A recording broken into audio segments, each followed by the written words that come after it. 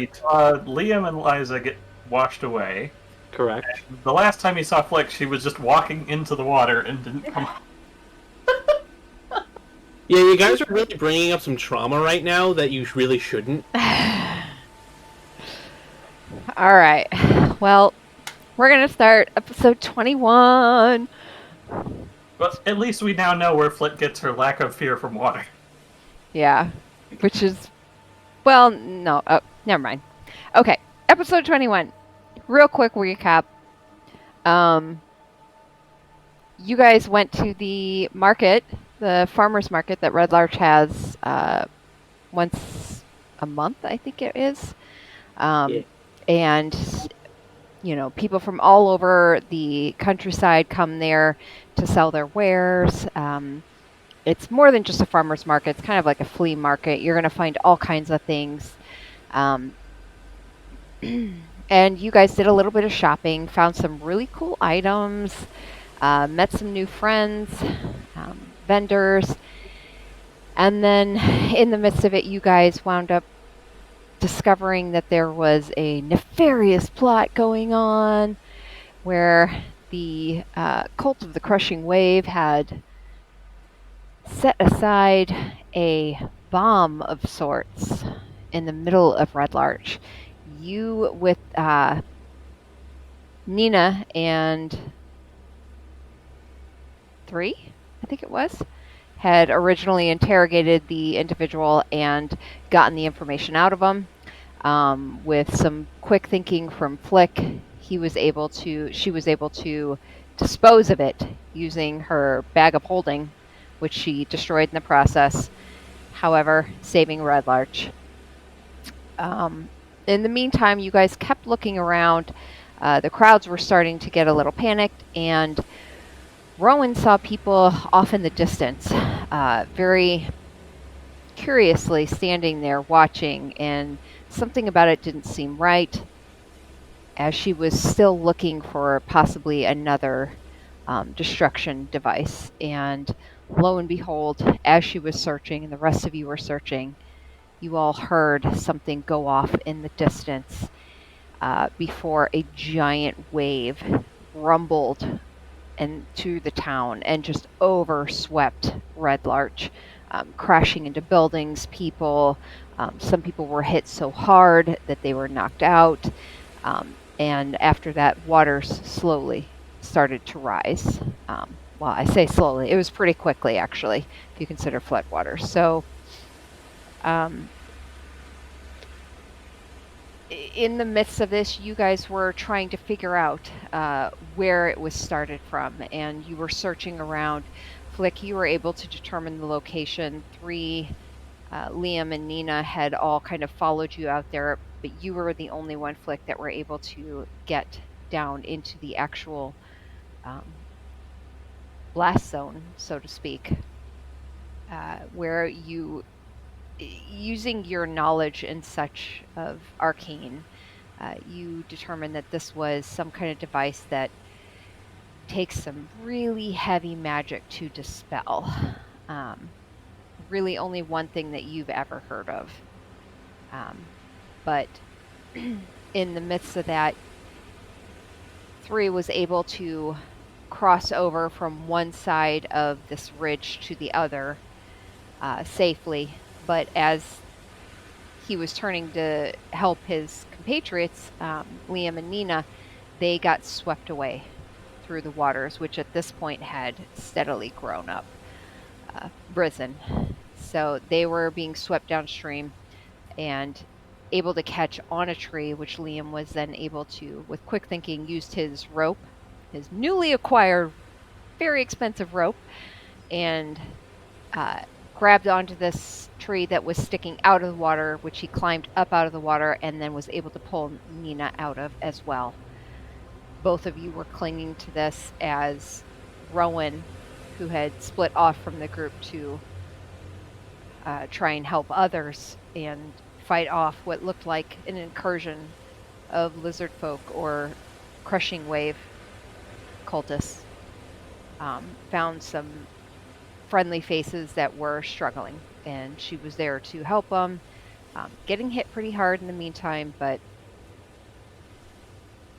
I think we left off with her rescuing Valivo, which was the vendor from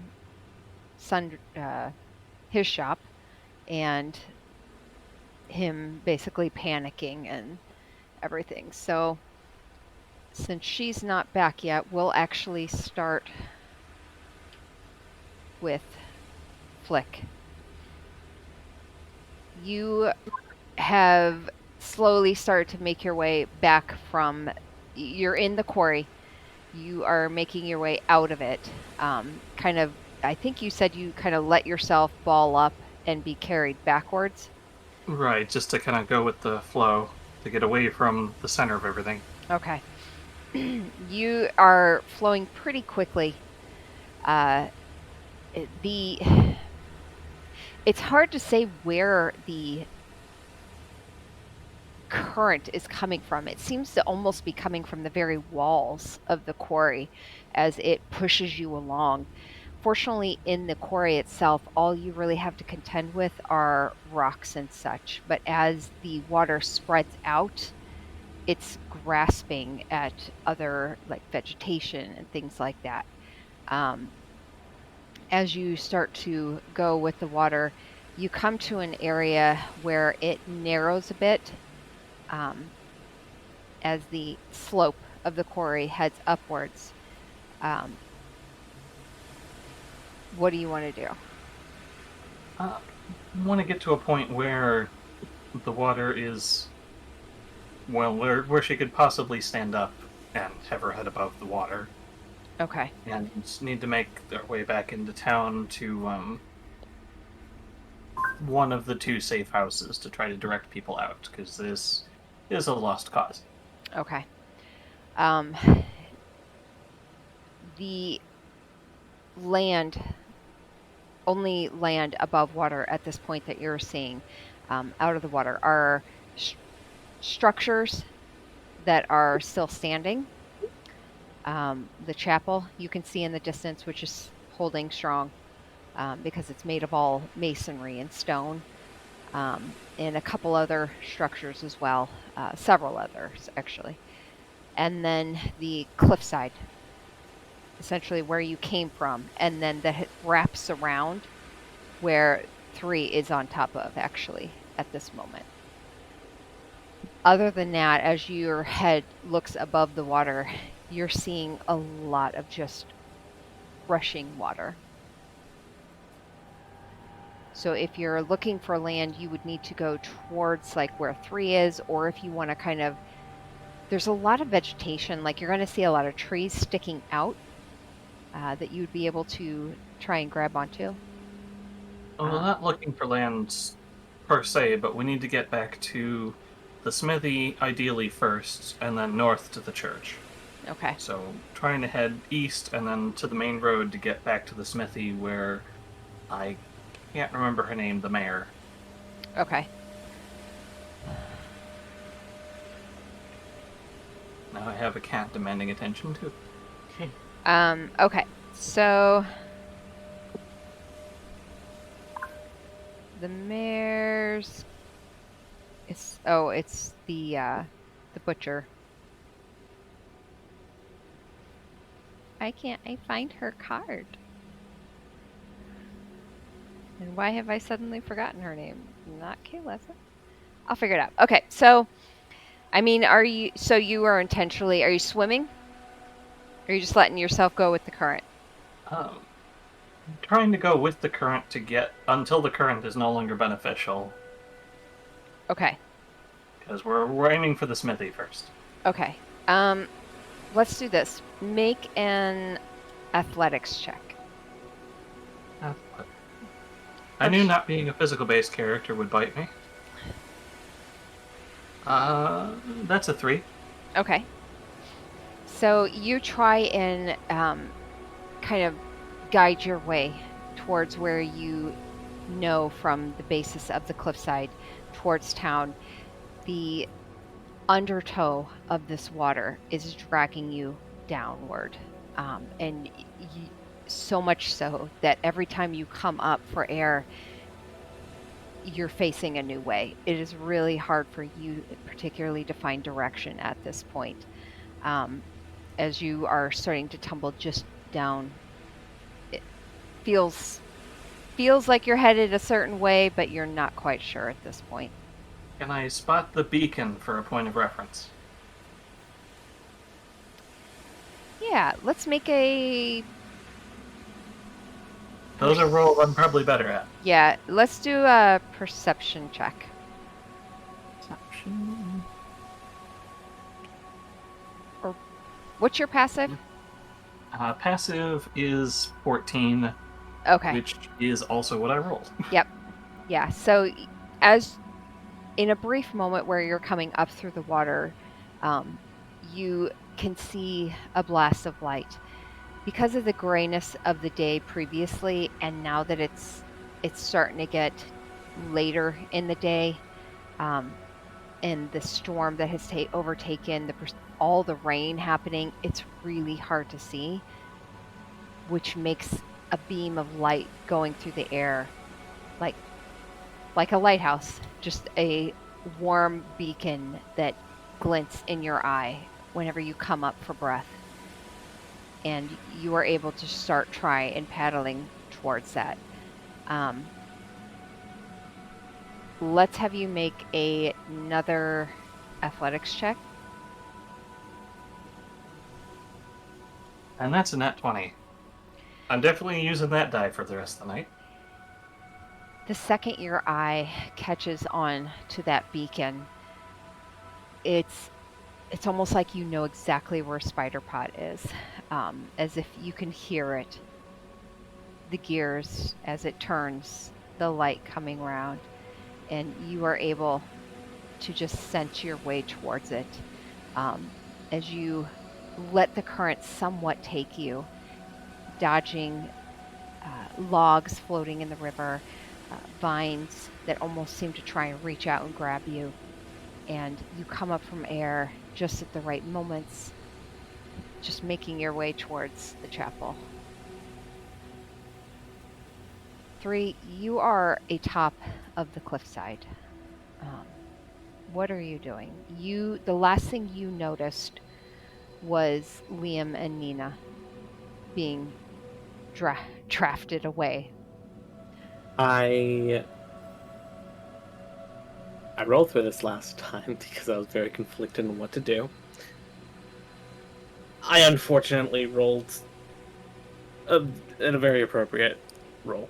And 3's very much hyperventilating now and starting to panic. And there is a lot of fear in the back of his head as he shoves it away and jumps off the cliff into the water after them. Okay.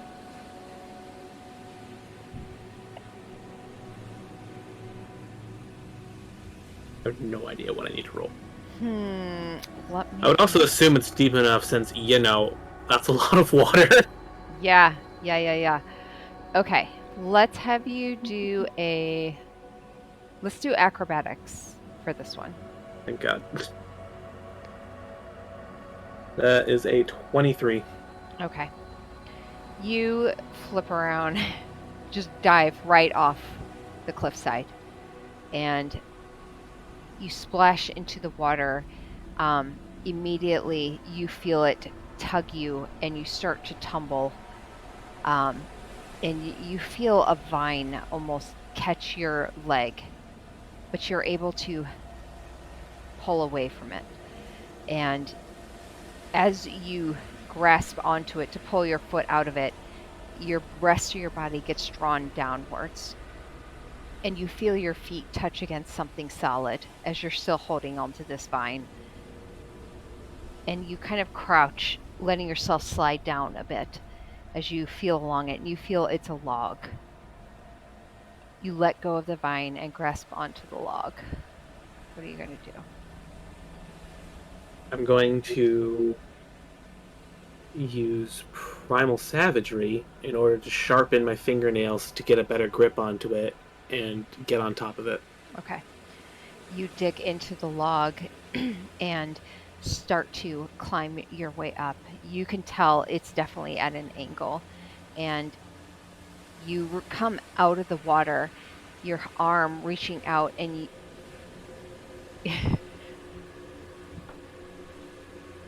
your claws grip into something soft. Oh. Nina,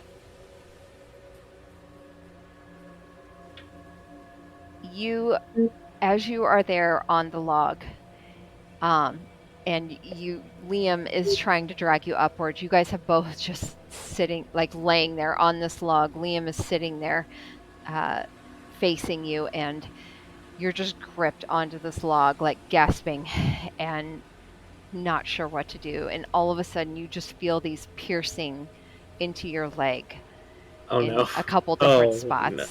No. Oh no. Go for it.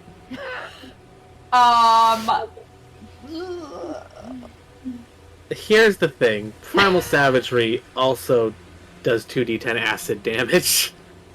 Okay. So his claws are acidic. Okay. All the time? Or is it something you have to intentionally do? You channel primal magic to cause your teeth or fingernails to sharpen, ready to deliver a corrosive attack. Okay. So, go ahead and roll me the damage. Oh no. This is the time I need to not have a good roll. We're not starting out very well. That's 8. Okay. Okay. So, Oh no. I'm happy to take all 8 damage if you Yeah. want to. Yeah. I'm considering the log that you're on too. Yeah, because, corrosive. Yeah. Okay. So, do you also want to know what my reaction is? yes. So, Nina, you suddenly feel this piercing damage, and all of a sudden your leg, it's not just a piercing, but you feel like this pain that shoots up your leg and down it all the way to your toes and up into like the middle of your back, and it crawls up like to the back of your neck, and it Different just kind of burning. it feels like your skin of your leg is just like burning. Yeah, she is not going to let go of the log because she doesn't want to be swept away, so I'm not going to use a somatic spell. But Sword Burst is verbal. I'm sorry, Liam. It's just going to be her gut reaction. So that's a dexterity save of 15, or Okay. take 2d6 force damage. Okay, so both of you, Liam and 3, All make right. dexterity save. Also, can we get the map Yes. of... Because I don't think my health is accurate on D&D Beyond. Yes.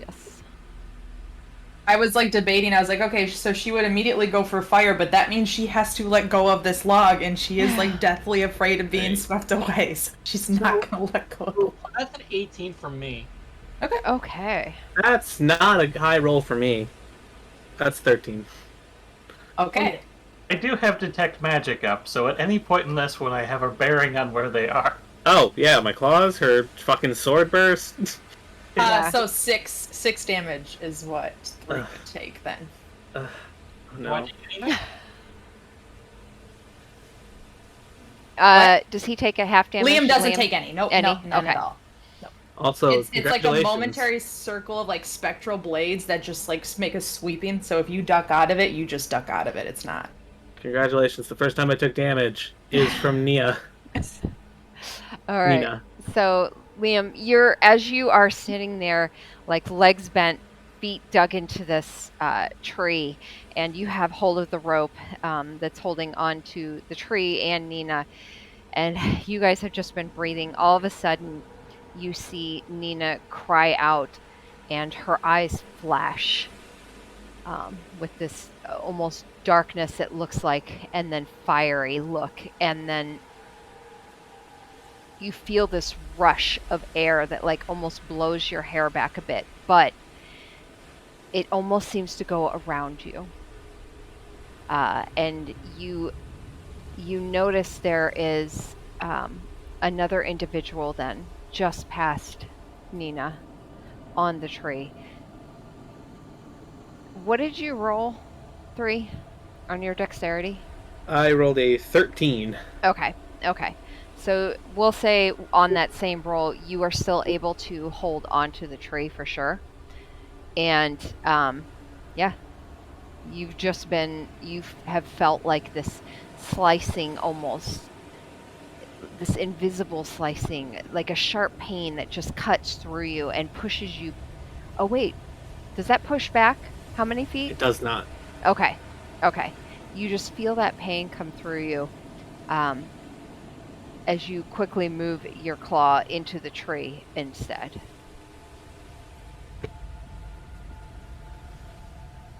Is his head above water yet? Yes. Yeah, Yeah. it's just above water.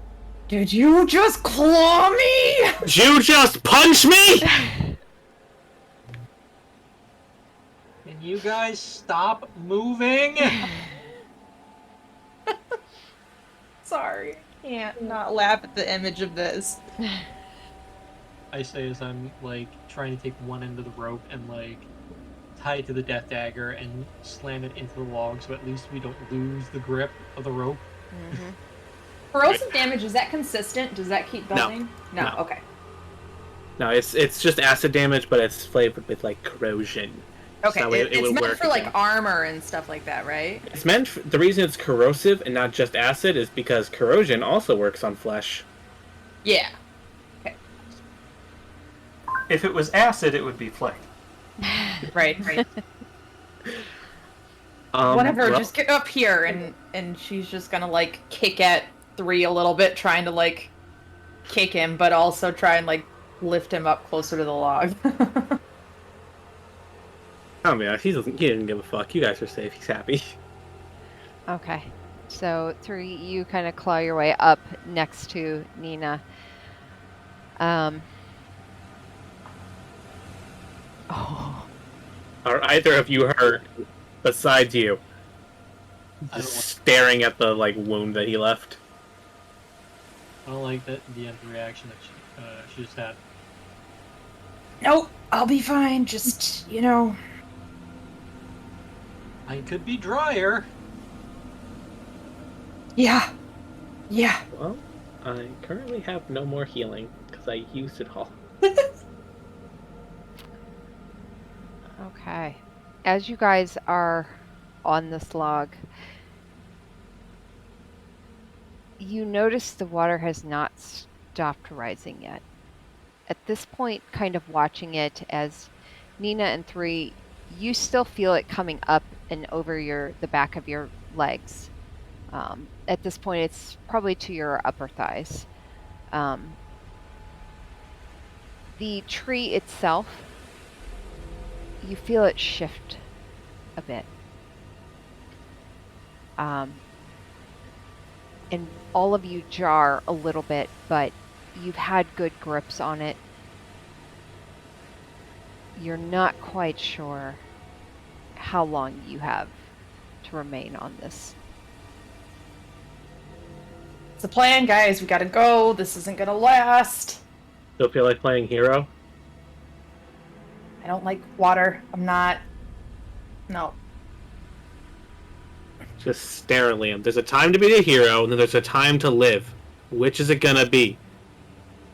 So I'm going to start whistling to myself Hero from Spider. And they say that hero saves. I do this and see if there's any like footing, any like solid land, anything that we could at least get to. Okay. So most of what you see is the cliffside just south of you, which is where 3 had jumped off of. It's kind of southwest.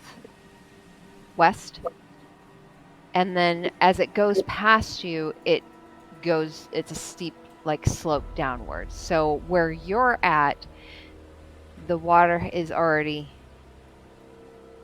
not quite up it. You're still in the pass side where there is some wall, but it is like quarry wall, so it's something you would have to climb up to be able to get to higher ground. How Did far you- away is it? Did you say climb? I did. Something you're so good at. Something that I have a rope of? Yeah. We're talking rope cliffside. Is it Or- is it 30 feet? Like up? So where you're at, I would say it's probably like 20 feet up at most. How far away is it from us? The tree that you're on, where the path is, we'll say it's probably about 10 feet. Probably about 15 feet to the wall. But that's all in water. You guys are up on the tree sticking out, so you're about 15 feet away. I have an idea. You guys are gonna have to trust me. 3, Do I it. need your bow. Liam, I need your rope. I will pull out the death dagger, unhook both of us from the rope, and hand it over to Nina, What are you planning on doing? and just say, "Please don't get us killed. The rope will do what it tells you to." As Oh, well, maybe I don't need the bow then. Forget the bow. I'll be right back. And I'm going to Misty Step with the rope 30 feet up to the cliff. Oh. Oh, I see. And then I'm going to command it to come down and secure to the log and try to pull them back up to the cliff. How strong are you? Okay. I've got a +1. I'm Okay, not. fine. All right. I'm not awful. Okay. So, Liam and 3, you hear this, and then you see Nina just all of a sudden dissipate into like fiery embers. And then your eyes are drawn up onto the cliffside, or the slope at this point, where you see a brief light flash, and then it's almost like the embers came together, and there she was, crouching again with the rope in hand. What are you gonna do? I command it to tie to the log that they're on. Okay. And I'm going to hold on to one end, and either they can grab on and I will pull them without the log, or I will try to pull the log, whichever they do. Okay. So you are holding on to one end of the rope, and you command it to head to the log. It ties onto the log, wraps around it. Liam and 3, what are you doing? Well, now that I understand the plan, I don't think she can pull up a log. How taut is the rope right now? The rope of climbing, right? Yep. How long is that rope? 60 How taut? foot. Okay. How taut is it? How, like, secure is it? Yeah. I mean, it's If- very if- secure. Okay, well, It follows commands. It knows, it has tied a quick knot. And I guess I would probably have the extra length up with me. Yep. Because if it's 60 foot and it was like I teleported 30 feet, I have a decent amount Yep. left. But like the rope actually like becomes like essentially solid, not solid, but like Right. it can become Yep. taut. Yep. I'm getting it. I'm going to start climbing the rope towards you. I'm going to climb after him in case he falls. I have a 100% rope climbing record so far. Okay. Both of you are climbing on the rope at the same time. Yes. Nina, I'm following you're going to behind at need to least. make a strength check at disadvantage. Or you can tether the rope to something. Oh, yeah, there's a tree up there, probably. Is there anything around me to tie to it? I doubt it. I mean, it would be like maybe a rock, right? There's- Everything else has been like blown away or Yeah, there's like some shrubs and things like that. How is the ground? I would assume wet. Yeah, it's wet. It's wet. Everything has been extremely saturated very quickly, which is what has caused this flooding. What I mean is, I want to if- hear what you got. I want to hear what you got. That face. I got a 3. I got a 3. 2 plus a 1. Okay. I'm going to immediately command the rope to just extend itself to where Nina is, because if it, based on How what I'm many people can the rope be Listen to? commanded by at once? it doesn't say in terms of how many people command it. Okay. Does it have? Is it an attunement item? No. No. No, it's not. Then anyone who wants. Okay. I take the rope. Oh, So I can command it now. before you can do anything,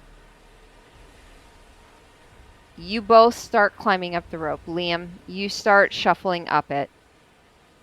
The second 3 starts to also hand over hand, foot over foot, climbing up.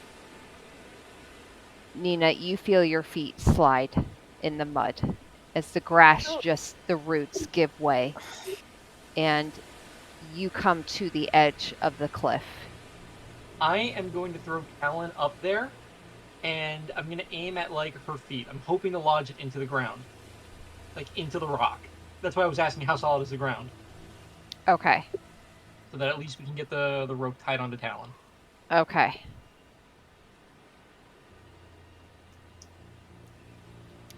So go ahead and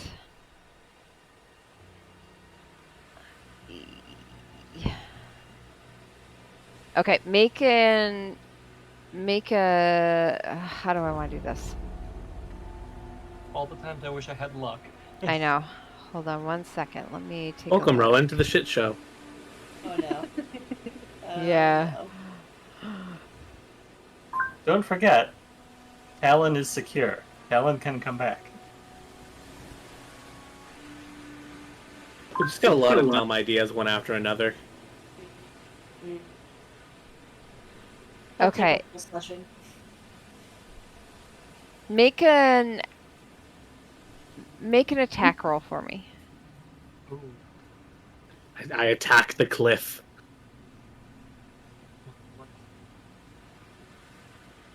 What's the DC of solid rock? That is a 12. There Okay. actually is a DC for solid rock. That's why I'm asking. Which did you throw? Talon, Okay. my super special dagger that I'm hoping will save my life. You throw the dagger and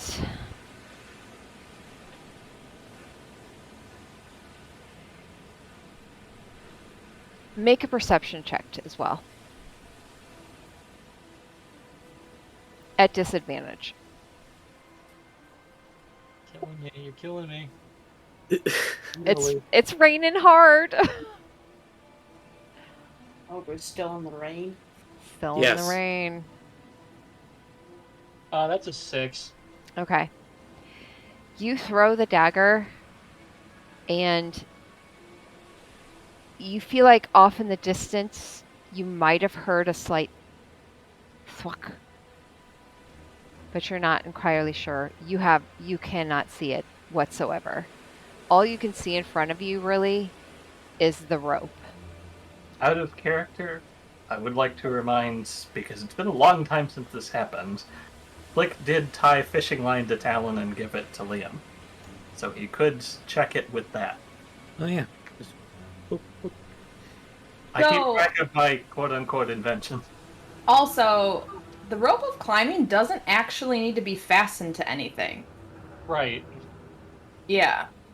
It continues to move, reaching 10 feet. So you, like, climb, and the 10 feet that was behind you suddenly becomes in front of you and just, like, magically leads you up. Okay. That end moves 10 feet on your turn when you first command it, and 10 feet on each of your turns until reaching its destination. So it doesn't actually have to be secured to anything. So in that case, can I just like undo my throwing of Talon? Okay. Then I'll say this, Nina. Mhm. Make me an intelligence check. Okay. It can hold 3,000 pounds. Yeah. I got an intelligence of +0, guys, so let's see. That is an 8. Okay. I am very panicky right now. When you took this rope, you did not know the full abilities of this rope. So you have been holding it. You commanded it to go towards the tree and wrap around it, which it has done. It has followed your direction thus far. And you hear a sound like a thump just below your feet and to the right of you. Your feet, which are now clumped up against this grass and mud, some of which is creeping over the cliffside. Can I, like, lift a foot, use my heel to, like, kick the knife down to, like, embed it further in, and then try to secure the rope? Yeah. Yeah. Just roll me a d20. God, I'm rolling like shit. It's 9. Okay. You slap your heel down several times, trying to kick down and find where you heard the sound. And you're struggling to find purchase as your other foot and your knee is like the leg is starting to bend closer as the mud beneath you and the weight of Liam and 3 on this rope is pulling you. Guys, climb faster! Okay. Question. How sharp are the sea hag claws that I took from her? Because those are pretty sharp. I could use them as pythons to get off the rope and help them. I guess describe me what you're doing. I want to take the claws out of my bag Okay. and use them to climb up. Okay, Get you're off not the quite rope. to the wall though. Like you're still like Oh, okay. I thought the log was like near the cliff. If that's so not the case, the log was out of the water. Right where it came out of the water was about 15 feet to the cliffside wall was all water, and you guys are going up over at an angle, like out of Okay. it. So you're hanging Well- kind of above the water at this point. that makes it even more difficult. I misinterpreted. Sorry. So, since I have memorized the landscape around me, and I know how slopes work, I'm just gonna let go and swim to the opposite end, to where it will be shallower, and then walk up it, because slopes exist. Okay. You let go of the rope. Yep. Go ahead So- and make an athletics check. I am not great at those. The 9. Okay. You realize slopes go downward. So clearly if you let go and it's all, the water seems to be heading southeast, eastward, you'll get there eventually. And you drop into the water and it immediately starts dragging you downward. Instead of panicking, Uh-huh. I'm just gonna go with it. If it wants to drag me down, fine. We're going down. And then Primal Savagery to grab onto the bottom. Go as far down as I can, grab onto the bottom, and claw my way to the other side. Okay. You don't find yourself being pulled to the very bottom. You don't really find any pitfalls that seem to drag you under too far. For the most part, you seem to be avoiding any debris. Well, that's not good. Something hit me! However, you do find yourself kind of suddenly your right shoulder seems to be bouncing against something. Okay, And that's something.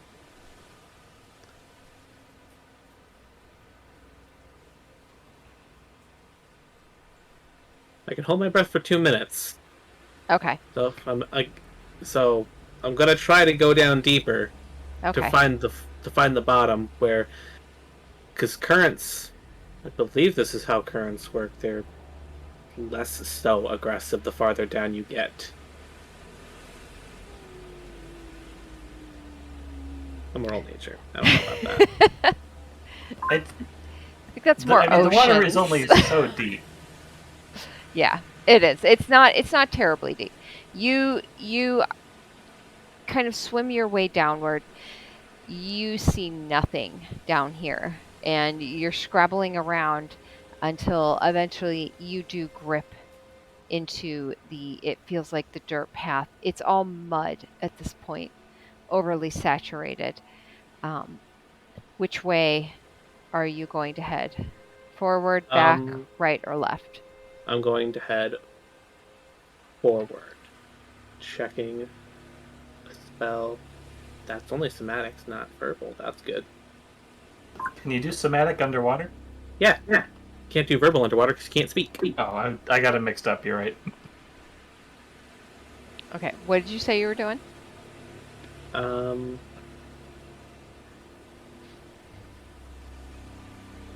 Damn. I was hoping that Mold Earth could, like, pack it in, but I can't. Yeah, we're just gonna keep using primal savagery and hope. That's also a key element of this to go forward. Okay.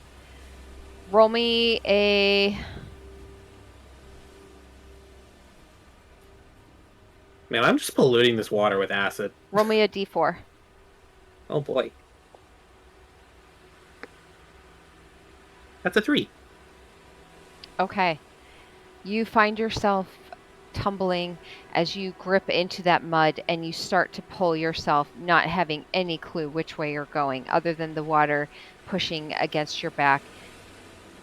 And you remember, the water's pushing against my back. Yep, I'm going I need to to turn to the turn. right.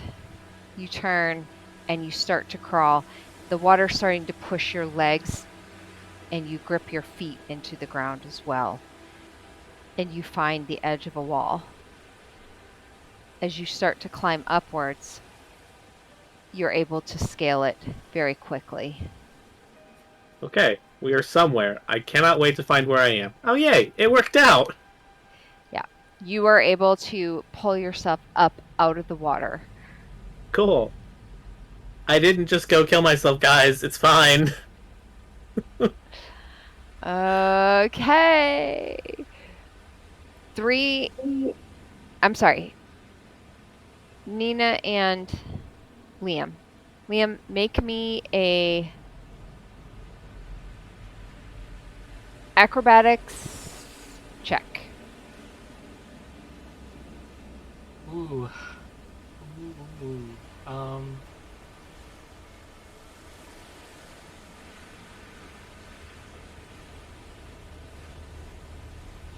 22. Okay. You pull yourself quickly up the rope.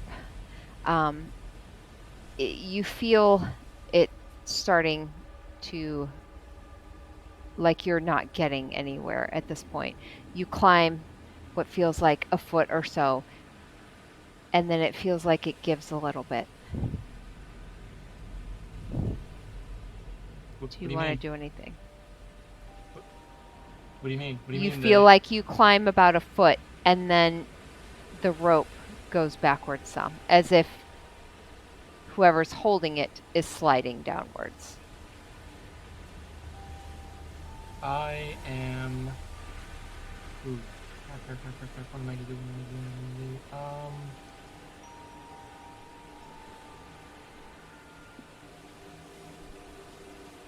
How does this thing work, Liam? I That would don't- be a great time for your fancy footwork. I am. Well, I rolled a 22 acrobatics, right? Mm-hmm. So I'm gonna use. I can use that roll right now, right? Yeah, sure. Well, tell me what you're doing or thinking of doing. I am going to. How far away am I from the edge of the cliff at this point? We'll say you're about 10 feet. I am going to command the rope from the other side to recoil back towards me. Okay. I am going to start swinging to the cliff and use whatever footing I can have based on the 22 roll to jump up and try to grab the edge of the cliff with my daggers. Well, you threw one of your daggers. Did that You also gave the skull dagger to Liza. Fuck, you're right. Then I'm just gonna scramble. I wasn't sure if we had undid the throw. So you're recoiling. You're commanding the rope now. Yep. Okay, and what are you commanding it to do? To coil back towards me. What, the side from Liza or from From behind the you? log. The Yep, log. side behind me. From behind you. Okay. So that I start swinging towards the cliff, Okay. and then once my feet hit the cliff, just jump up Okay. and So have the rope pulling me up as it curls back up. okay, you command the rope, and immediately, Nina, you are seeing your feet starting to go over the mud, cresting over your one foot is starting to feel air beneath it. And suddenly the rope, what you felt was a tight grip on it and some kind of flow of magic through it. Suddenly it's gone.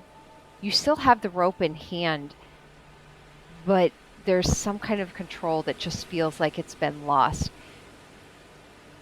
And now you are turning over with the rope still in hand, but you grip into the mud, trying to grasp onto any shrubs, roots that are left over to try and grasp onto it as the bottom portion of your legs are starting to go over the cliff. Liam, you have command the rope to come up behind you, and the second you do, the second it lets go of that tree, you start to swing. You hit into the water, and a second later, the water like just barely slows your descent into the wall of this cliffside. Um,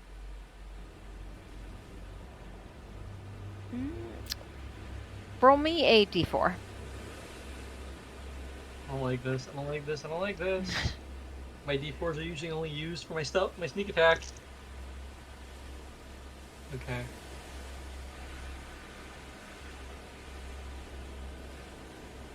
Four. Okay. Good thing or a bad thing? You slam into the side of this wall despite the water slowing your descent. You slam into a portion of this quarry wall that wasn't quite carved out as well along the path side, and it's kind of a jagged part. And it cuts into, like, you just hit it full on into the chest, and you struggle as your breath just exhales and you try and breathe in as you grip onto the rope. You feel your face just grind against this rock side and blood start to trickle down the side of your face a bit. But you are able to hold on to it. You do take 4 points of damage, bludgeoning damage. As you look up, as you catch your breath, you do see Nina's legs, just the part of her calves hanging over it and slowly sliding down. Nina, make me a... Let's... Do I want to make this... Going to be like a dex saving throw? Yeah, if let's I can just keep do a a grip dex. on it Yeah. or something? Yeah. Okay. Thank you.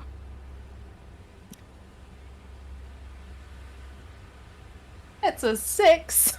Okay. You reach out for the first shrub that you can find, and the roots of it pull up, and you slide. You feel yourself go down to your hips. Your legs now fully over the edge. You still have the rope in hand, which you're just holding on to it. It doesn't seem to be doing much other than you almost feel like now you're holding onto the rope to keep yourself from falling over the edge.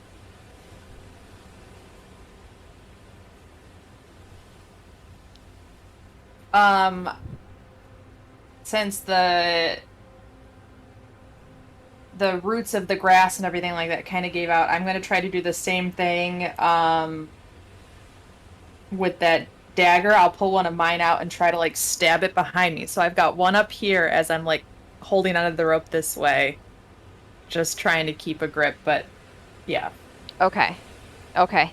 Yep. So you do so. Liam, what are you doing at this point? I am. Crap. I'm. what is his climbing speed on this? Is this like, are we considering this a turn to climb up? Disadvantaged, maybe? It's mostly just perception. That's Sure. depending on what it is. Depends on what you try to do. Yeah. I'm just gonna try to climb up. I've got 10 feet, right? Yeah. Yeah. Really, you only have about 10 feet. So I am going to try pulling myself up with the rope, and like really like pushing myself through it. Like Okay. I'm telling myself, not today, not today. Okay. Make an acrobatics. Come on, Liam, you got this.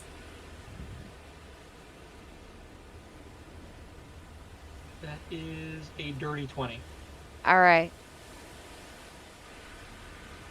As you talk yourself through this, Liam, you pull hand over hand, your feet, your one foot gripping into the rope, which has obeyed your command and almost seems to help you up.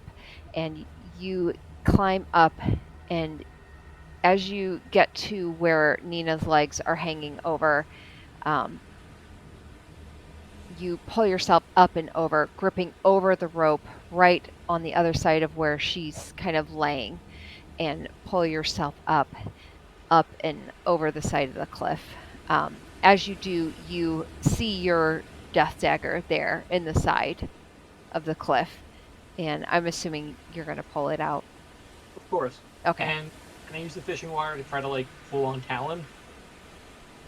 Well, Talon, which one did you throw? What do you mean? Talon was thrown, the skull dagger was given to Liza. Okay, I'm sorry. I'm sorry. The Talon is the one you see there. So you pull it out as you climb your way up. And Okay. you are able to actually get past Nina as you get up onto the cliff. So I'm just gonna. We're both up there. I'm gonna lay down next to her, bleeding with a broken rib. Yep. And Where's 3?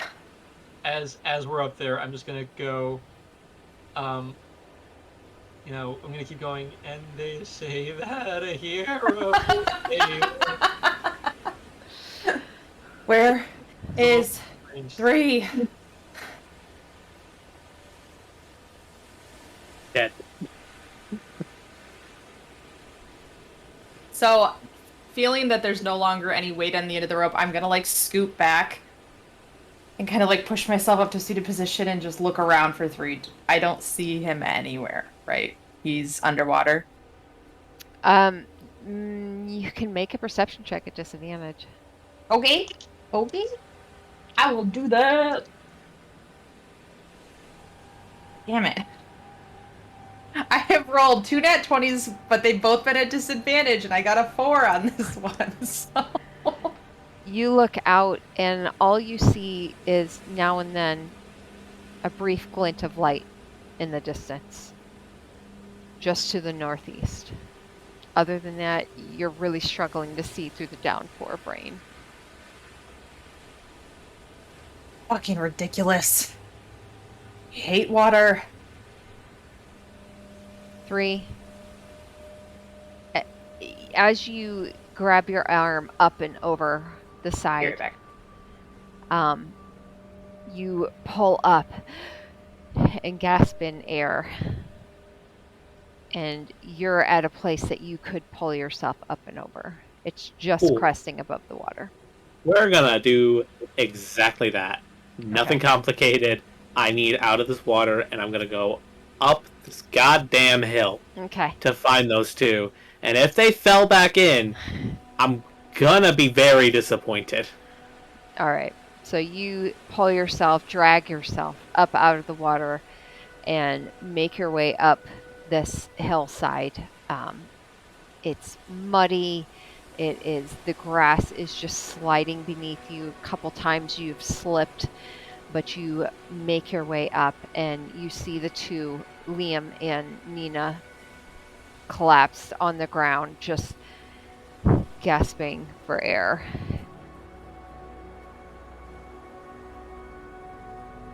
I'm gonna walk up.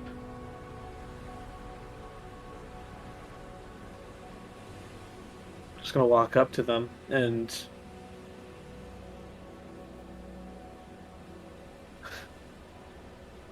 are there any... This part, since it's elevated more, hasn't really been affected by the flooding, more so just the rain. These big-ass trees over here, Mm-hmm. they still there? They got leaves? Yep, they're still there. Awesome. Gonna go over to...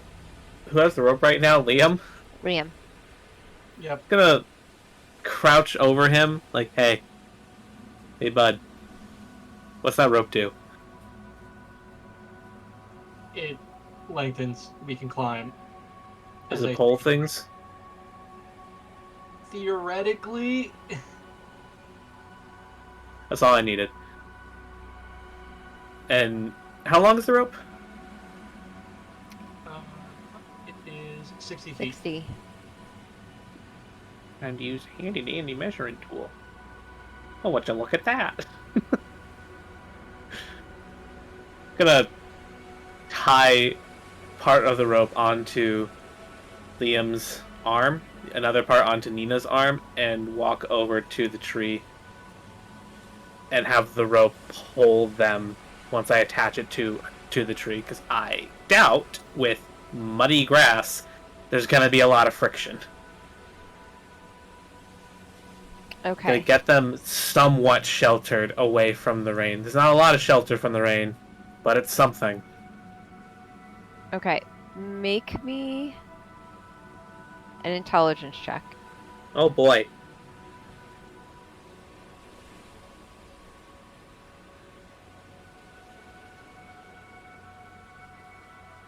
Oh, nice. My intelligence is a 0, so that's a 17. Okay. Okay. So you've kind of witnessed Liam using this rope a couple times now, and you've kind of gotten an idea and caught on. Okay, I think I understand how he's using this. So you are able to, when he relinquishes it, you're able to do exactly what you're saying. You get them both, Nina and Liam, tied to the rope, and then the rope secured to the tree. Wouldn't Yes, a I'll- 0 intelligence be a -5? I have a +0, you smartass. If I had a 0 intelligence, I would not be cognizant. But yeah, I'm gonna, I guess, tell the rope to drag them over so I don't have to. And yay, you guys get a nice little mudslide all the way under a tree. Okay. Nina and Liam, you feel yourselves pulled, dragged by the rope that's now tied onto you, through the mud, grass just coming up over you, into your face, and you come towards a tree where the rope pulls you against the trunk of it. It's not much, but it's a roof, kind of. That's right. It does have leaves. For a brief moment, the rain lets up a bit. You still feel droplets coming through the leaves and stuff, but nothing like the downpour that you see around you. And with that, Three's just gonna fucking collapse from exhaustion. You know how much bullshit he's been doing? All right. Rowan. Last we left off with Rowan, she had just managed to regain her shield and help Valivo up onto her back, who was gripped, arms around her shoulders, panicking, just whispering words of doom as they had witnessed all the destruction that this wave caused, the occasional body that they would see sweeping down through the water. You had fought a couple lizard people that you surmised were part of the cult of the crushing wave. You were able to defeat them. You had seen Kippen and a couple others on top of one of the stands. It looked very rickety. What are you doing?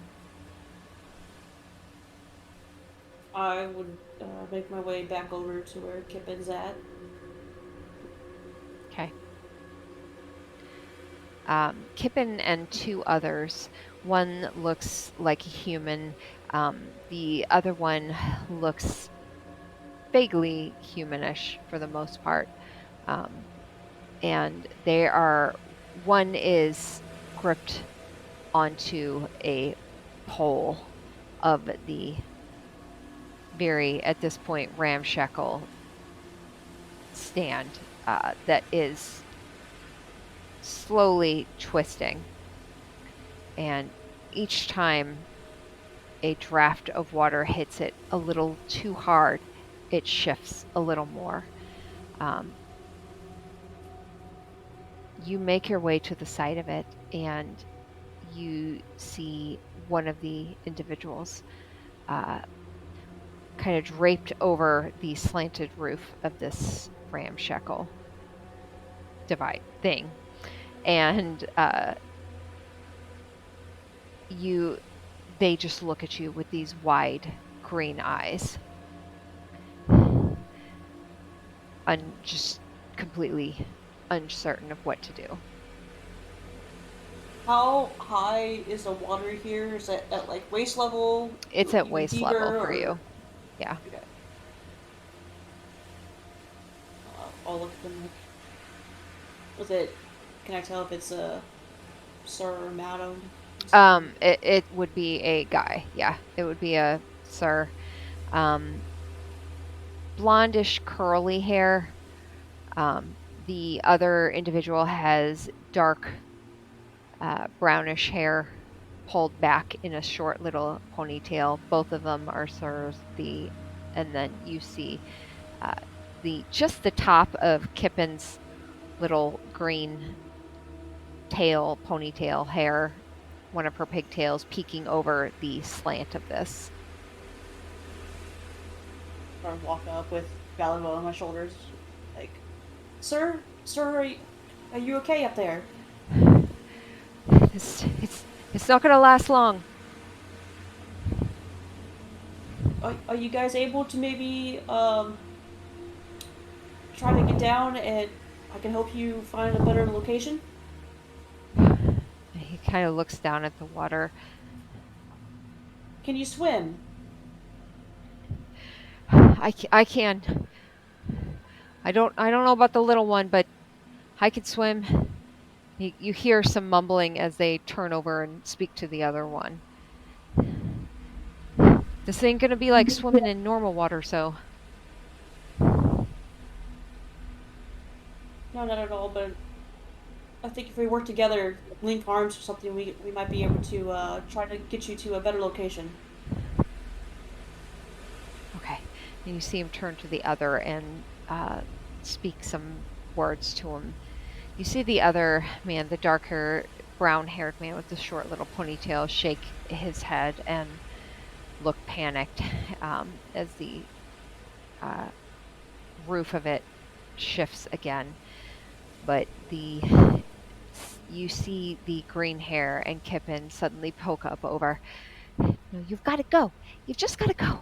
Look, and you see her kind of, with one arm gripping onto it, you see her grab the ponytail of the other man and like turn the head towards him.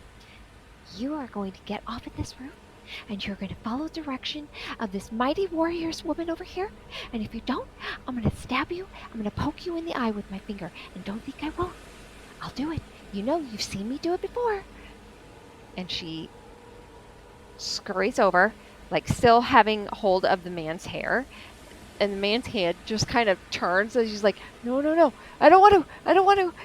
But she kind of drags him, just like letting her full body weight kind of hang as she kind of climbs up and over the other side towards you. And the man starts to climb towards you, Rowan. And she's kind of hanging towards you as she lets go and makes a leap towards you. Yeah, well, hold on, can you? And then I'll like reach my arms out to try to catch her. Yeah, she makes a good leap towards you and is able to grip onto one of your arms, and just kind of hangs there as the water kind of pulls the lower half of her body. She's like, "This is not where I thought this day was going to go." Yeah, I didn't think so either. But we got this. And I'll kind of pull her. Like, can you? Do you mind like grabbing around my waist? And, Okay. And she kind of reaches around and adjusts herself. You see the blonde, curly-haired man dip into the water. As he lets go and kind of grabs an arm onto you to stabilize himself, the structure, you hear a loud creak as it starts to turn in on itself, the roof of it falling into the water. And still gripping you, he makes a grab for the other man, gripping into his shirt as he falls into the water, and the three of you are chain linked together. Make me an athletics check.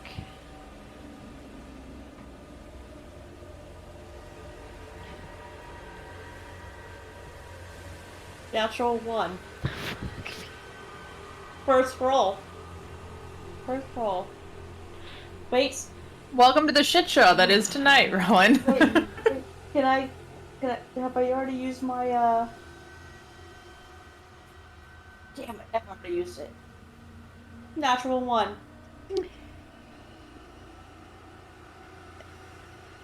Roll me a d4.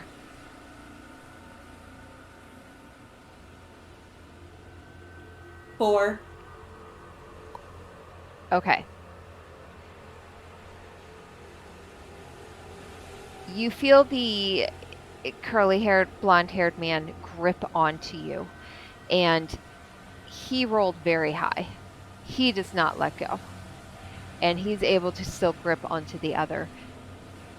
Fortunately, you lose your footing, and as you scramble and feel the water start to take you down into the water, you feel the grip of the curly-haired man as he stabilizes, his feet digging into the mud beneath him, and you are now being held by him. But you cannot grip onto anyone else. Your arms have lost their grip, which means Kippen is now flowing, and Valivo has also lost their grip on you. What are you doing? I will try to turn myself in the water, and say to the man, like, let me go for a second, and I'm gonna like try to plant my feet down and shove off, towards, to like kind of reach out and grab Kippen and or Valiva, whoever's closest. So I kind of Okay. want to do a shove off from the underwater. Okay. As you do this, the water kind of coming up over your shoulders as you're in more of a almost crouched position. The other man just, no, you can't let go. And he holds on tighter. And you don't see where the other two are dragged off to. as he pulls you up. He's able to pull both of you and the ponytail man up to a standing position. No, please, you don't understand. I gotta try to get to them. They're getting away. What are you doing? It goes uphill down here. They're probably better off going that way. They'll be fine. Look, there's more people than just them to take care of.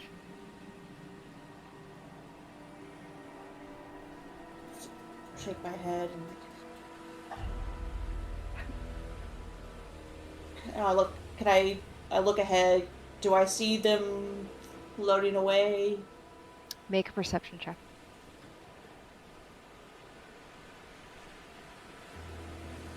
Oh, it's at disadvantage too. Sorry. Oh. 9. Okay. You look, the downpour of rain splashing up in the moving waters as well. You cannot see them. You can't hear them. You cannot see them. You have no idea what's happened at this point. I'll take a deep breath and kind of steady myself. Like, okay, let's get you two to safety first, and turn and try to help the 2 men. Okay. So you turn and you grip arms with them. You help with the blonde-haired man pull the other one up between the two of you, since both of you seem to have a better grip, and start to trudge your way through the waters. Which way are you headed? I'm gonna try to go back towards the entrance to this area. Okay. All right, so you're going to head back up the path, heading basically northwest, kind of what used to be the path anyways. You do kind of see off to the, as you make your way towards that way, it's slow going, but you do see that there is a landmass that kind of comes up out of the water just to the southwest of you. As you make your way up the water path at this point. Do you want to keep heading north? Can I see, is this building still there? No. You see a couple trees there that are standing tall.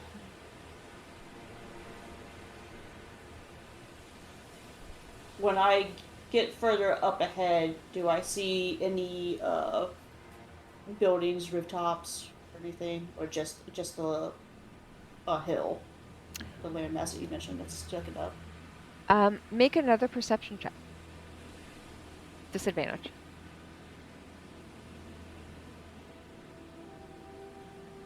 Uh, 18.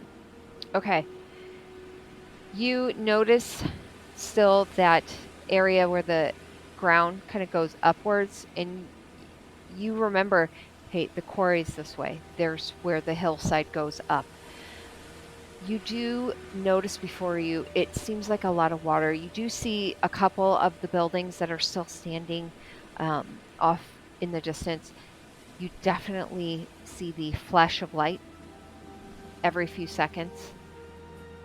And it seems to be every now and then as it passes, not directly on you, but out of, like, on either side of your vision, you can see the almost shadowed vision of the All-Face Shrine. Seems to be holding strong. And at this point, the All-Face Shrine is a lot closer than the quarry itself. Where you are at, no, the quarry's actually. So All-Face is way up. Oh, yes. Yep, you're correct.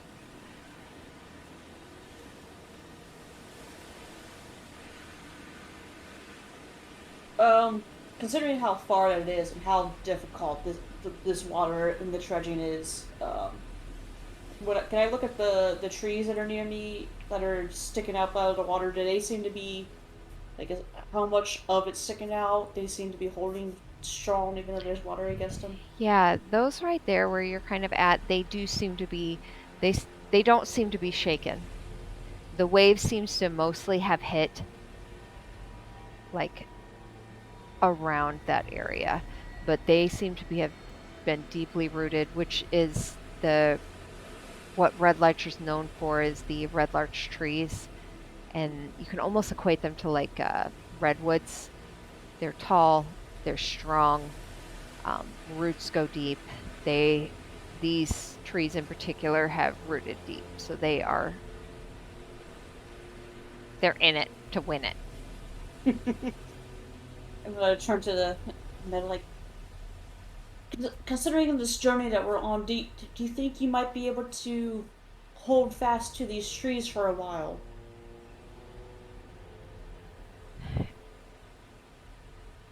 He looks over at the trees, uh, looks back at the other man. Yeah, this water seems to be rising, but these trees are pretty tall. Yeah. They're already getting so exhausted, and I'm afraid if we try to get to any sort of building or even the higher ground that I know of, I just feel like if your best chance may be to cling to these trees and hold fast to them. This is the first solid thing we've come across. I'm not going to argue.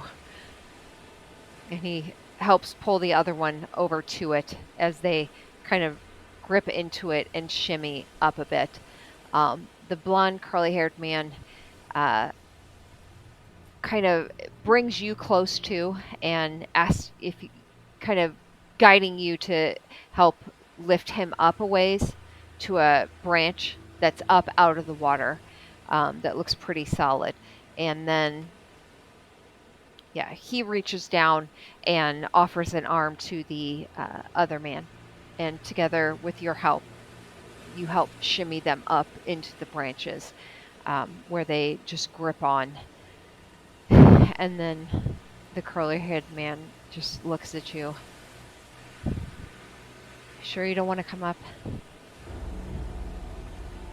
I'll come up for a second to see if I can get a better view of the land. I'll climb up above you if you don't mind holding on to one side. He grips down. Yeah, and he's able to pull you up pretty easily up into the tree, even with all your armor and you gripping into it. And then I'll climb as high on this tree as I can to try to get a view of the land. Okay. At that, where you're at, kind of based on your previous perception checks that you've had, it's you see buildings here and there, roofs that are still sticking out. The water's only like waist high, so you see a good portion of buildings, but you see what looks like a lot of missing areas, things that you were used to seeing. There are buildings, post jagged wood that has just been cracked in half. It's destruction. Natural disaster destruction like you've not seen before, Rowan. And you see a couple buildings standing. The one that your eyes are constantly drawn to is the Alphase Chapel, where simply because of that beacon going. And I specifically try to strain to look southeast, where Kippen and the other gentleman or Valiva have washed away. Can I pick them out in the distance at all? You can roll for it if you want. At disadvantage, it's going to be a really high DC at this point. Doesn't hurt to try. I come back to doesn't hurt to try. Perception. Oh, no, it's 15. Okay. You're trying to peer through the downpour of rain. and you are not able to pick anything out.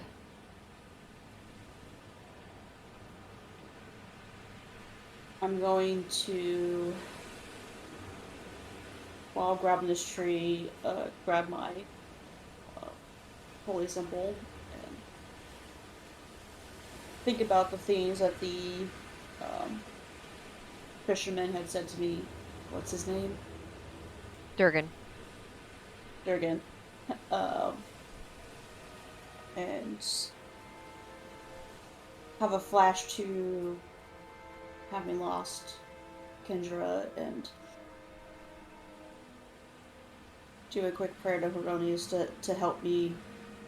And I'm going to focus all my might on I need to fly now. I must fly. And I will try to summon my wings. Okay. And do the Radiant Soul. Okay.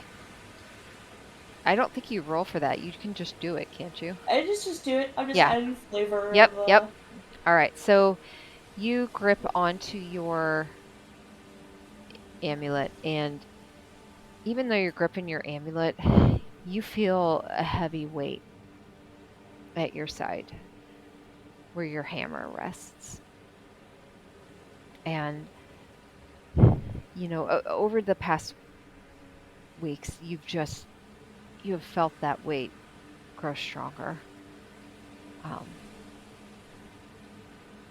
And all you can think is, I'm not going to let this drag me down. I'm not going to let this drag me down. Heronius. And you reach out to your god. And as you do, you feel this lightning shoot, little shocks shoot across your back and out from your arms to the shoulder blades. And you hear a voice next to you just say,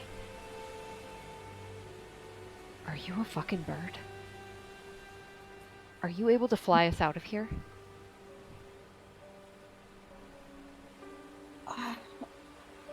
I can try.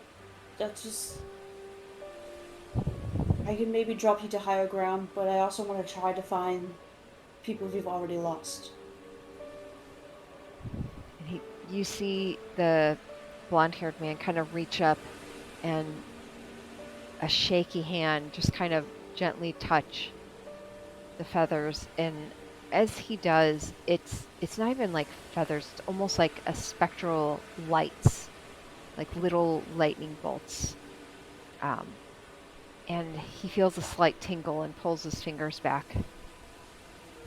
And he looks at you with a slight awe. You're blessed by the gods. You should go. You should go. Your duty's beyond here. We'll take care of ourselves.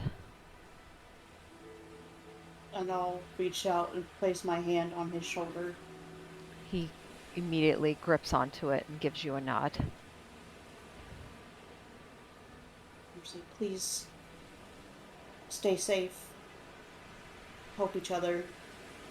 You're gonna need it.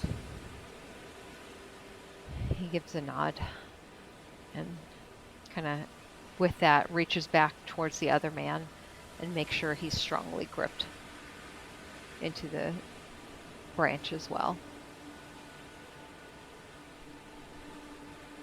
Then I will turn and will leap off, heading southeast to try to see if I can find Kippen and Velvo. Okay. You start to leap off of the tree. And weirdly, you feel the rain against you, and your brain thinks it should be weighing down these extra appendages that you have, but it seems to just go through them. The only weight you feel on you is with your armor and your hair and that weight at your side. as you glide along the path that you had just swam from.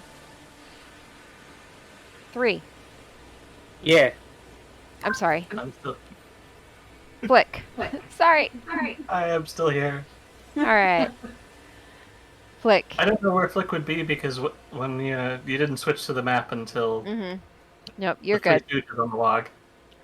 Yep. We're going to say because of your rolls, you were able to swim your way quite a ways out of the quarry, a little northwards. Hold on, I gotta remember where we're at. And The first goal is to get to the smithy.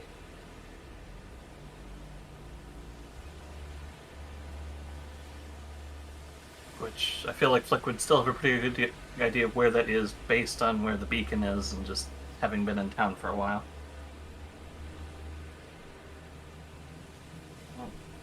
okay. The smithy is here.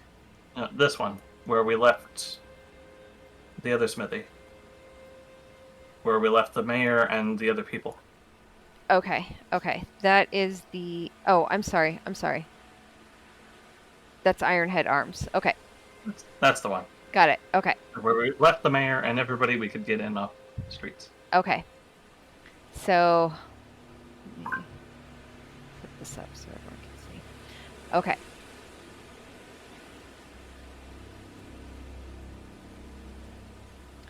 So you are about here, and you are headed across the way to there. I would say where you've kind of made it, absolutely, you are able to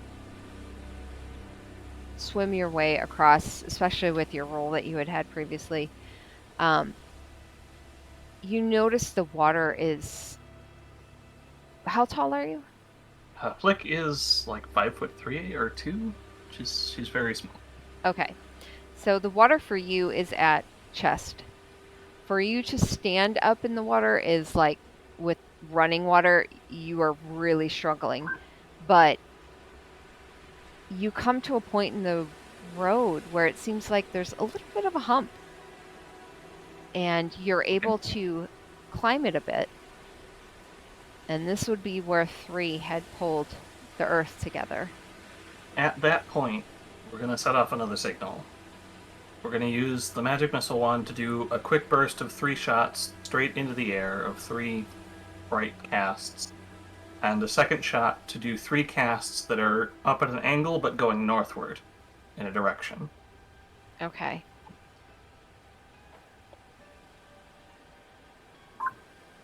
To anyone that might be able to see it.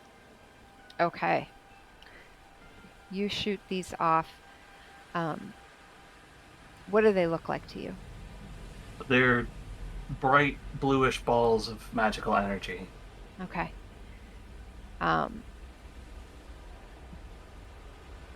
You see one face poke out of Fanghead Arms. And as you kind of climb up onto the little slump of the hillside, or the road that has been brought together, you're able to stand at least where the water is now at just waist height. And you feel the water pushing against you, but you stand yourself in such a way to brace against it. You see the building, the one side of it is starting to collapse. But you see a face peek out. As you shoot the missiles into the air, you see the light catch almost in the eyes. And you see Jalessa standing there, peering at you. And it's hard for her to see you, but as soon as the missiles shoot up into air, her eyes trail straight down, and she catches and zeroes in on you. Flick also does have 4 bright light objects on her armor that she placed before going under, so All right. visibility is key. So she picks you out. And you hear her call out through the wind and the rain. Where to? Flick's gonna go in so they can actually converse at some level. This isn't going to stop anytime soon. We need to get everyone that can move north. And Jalessa looks out at the waters. Some of these people can't transfer through the water. We're gonna have to help them. Of course, the tables, anything we can put bodies on that can float. Get everyone else to help move them. She immediately nods and starts giving directions to people around her. You see a familiar face as Fang is there this time, having made his way back to his own shop. And he has grabbed several items. You see him with a large axe in one hand and a large hammer in the other. And as soon as he hears Jalessa's orders and your orders about floating people and such, he goes to one side of where he has a workbench and he just lifts it up and knocks the legs right off of it and just starts making wooden items and barrels and such, and helping put people on these that can't walk, young people, helping give flotation devices of some sort, and he assists them with putting ropes between the devices. And Fang and Jalessa both tie the ropes around themselves and a couple other that they see, and then they look to you. As they're doing that, is there any, loose sheet metal that's been pounded flat-ish? He mostly doesn't do the smithing. He is mostly just an arms seller. Is there any metal, gauntlets? Anything, somewhat tubular made of metal? Or anything flat made of metal? There's some, breast pieces and things like that kind of close down over, you put it over the head and they close together. So, if they're not attached, they would be, you can flatten them out. Using what tools I have, because we're just going to try to take anything remotely flat and quickly hammer it into a conical shape, making rudimentary speaking trumpets. Okay. And we'll pass one to Jalessa, and Flick will hang on to one for now. Use this to call out to anyone. We have to get everyone moving north for Tribor. A town is not its walls, it's the people. So get everyone we can moving. I can't see this stopping for days. Jalessa grabs the device, and it's to call through. Yeah, it's basically a megaphone without the Right. electronic reinforcement. It's a speaking trumpet. Okay. She kind of looks to you for a moment. Like a horn call. Yes, and Flick will hold up her version and... Like this!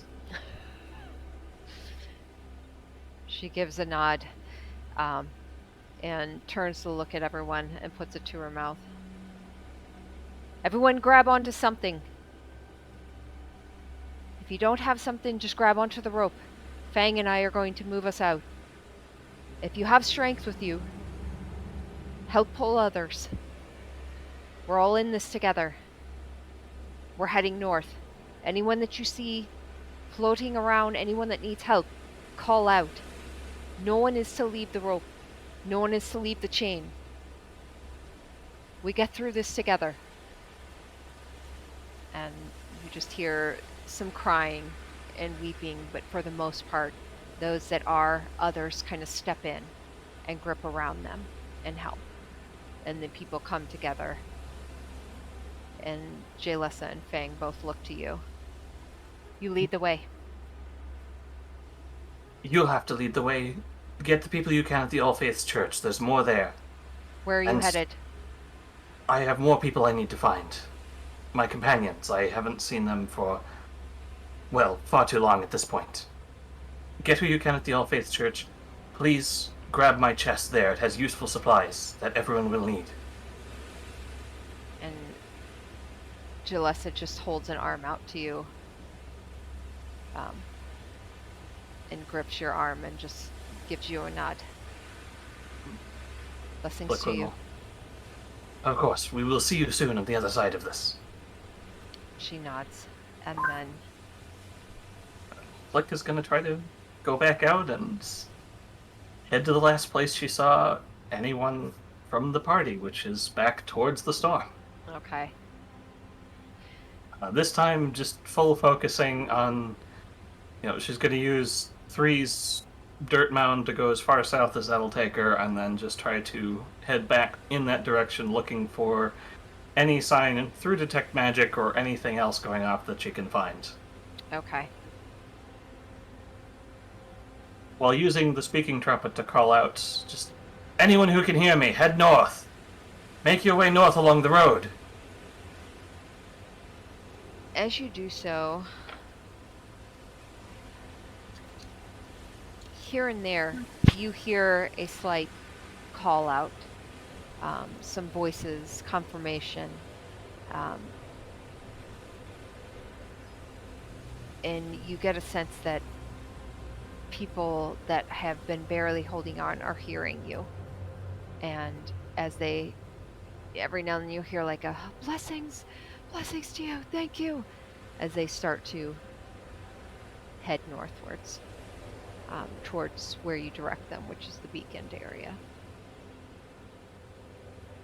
3, Nina, and Liam. You all are gripped to this tree.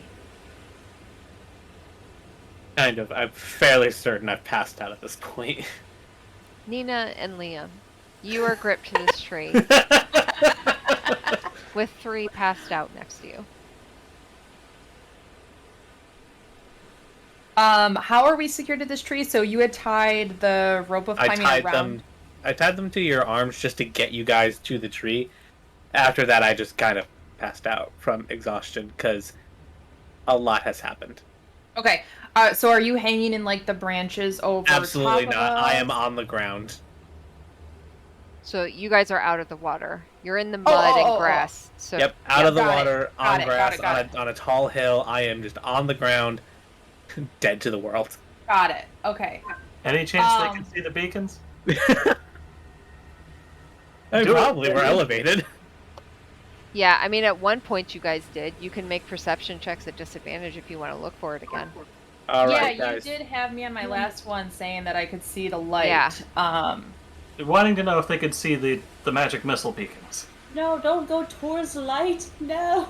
All right, I rolled a 3 and a nat 20, while the unconscious 3 is dreaming of a beacon. I rolled a 19 and a 16, and I have a +1, so that's a 17 perception at least. Yep. Getting back my rolls a little bit.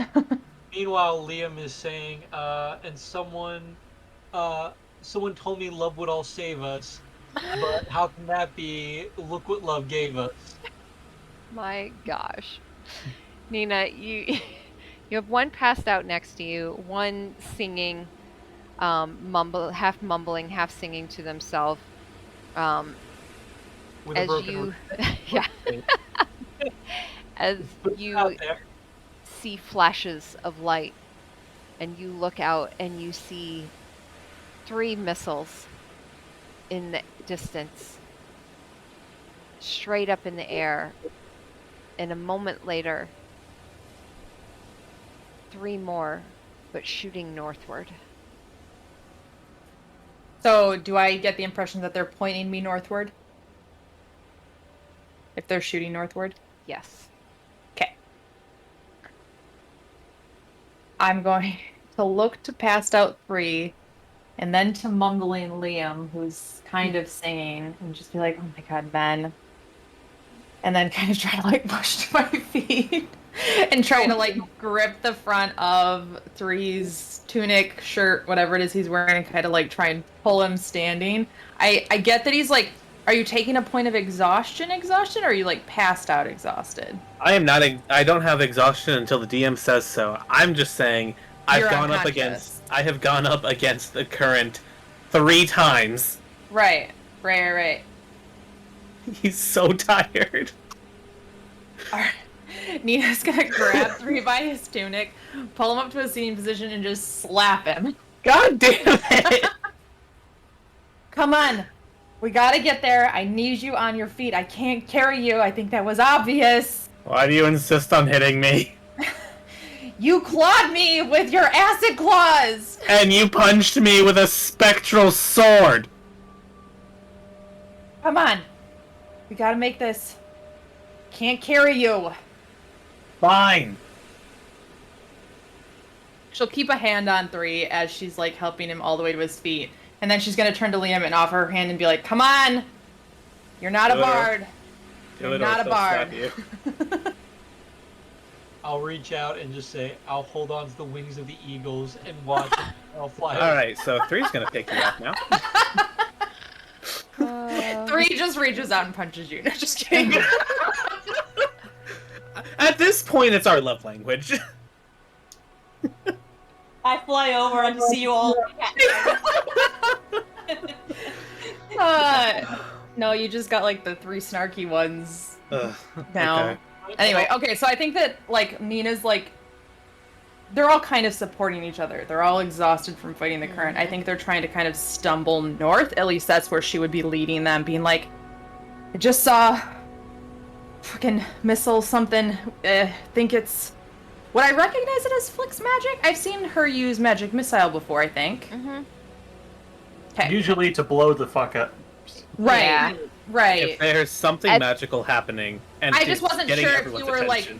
I just wasn't sure if you were like flavoring it in a way that like was recognizable to Flick's Yeah. magic, or I Look mean, because she's an artificer, so it's going to be different from just an arcane spellcaster. I Well, would think. it's also using a magic item.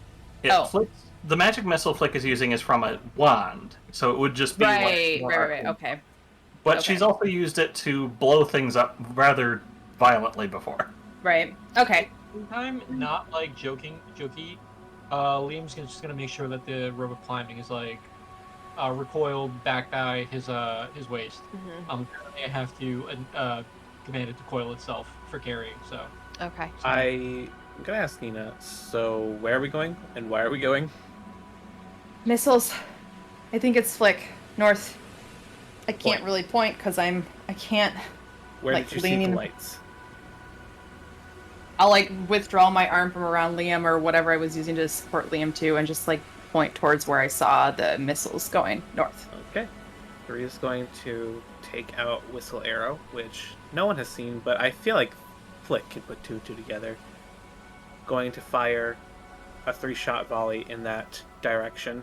Hopefully I don't hit anyone, but 1, 2, 3 towards the north.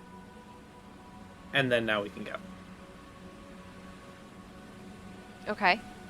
So, you shoot these off? What do they sound Yep. like?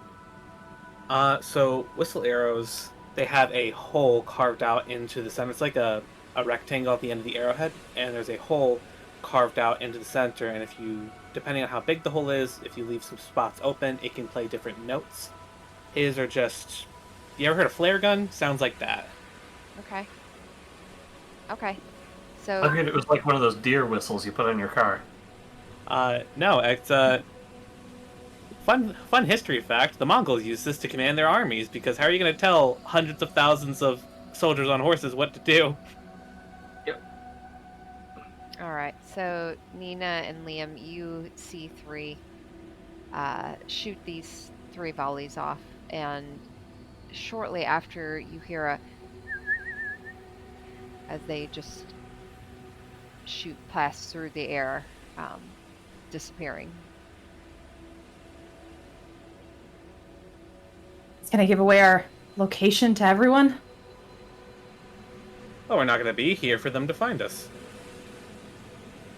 Whoever sent those up, which I'm assuming is Flick, sent those up to give us a warning or a message.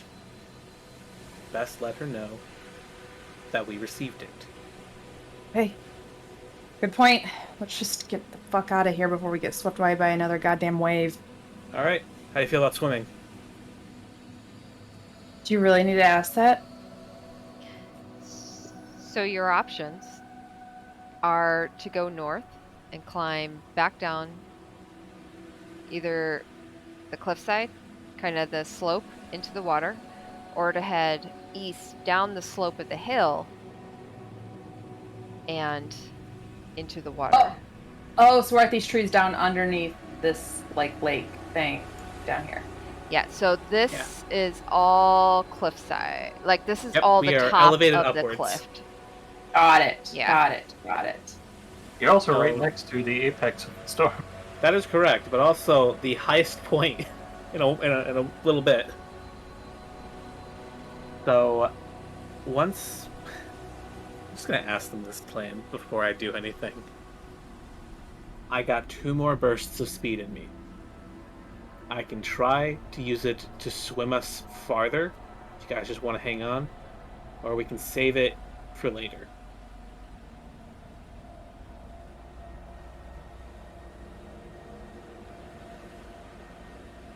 If I use it, you will be dragged by me. If I don't, we'll make it there at our own pace. Going into the water again. Unfortunately, unless you can walk on it. I mean, I can. You guys can't. You can do what? Got a few more misty steps in me. I could get Oh. 60 feet. Okay. So which is it? To get out here a little bit faster, but you'd be dragged behind me, or we could all go at our own pace and no one has to be dragged. Or we stay here and wait it out. I know I just I- pulled you to your feet, but I would prefer I'm to realizing wait. Flick is the only one who has an idea of how long this will last. Yes. Yeah. I would prefer to wait, but considering this is him using his brain in the nature. Considering this is creating a lot more water than a rainstorm normally would, I don't want to be here. I don't want to be here either. Can you? I mean, I've got a healing potion. Would that help your exhaustion, or are you just tired and... I am just tired, but I'll work through it.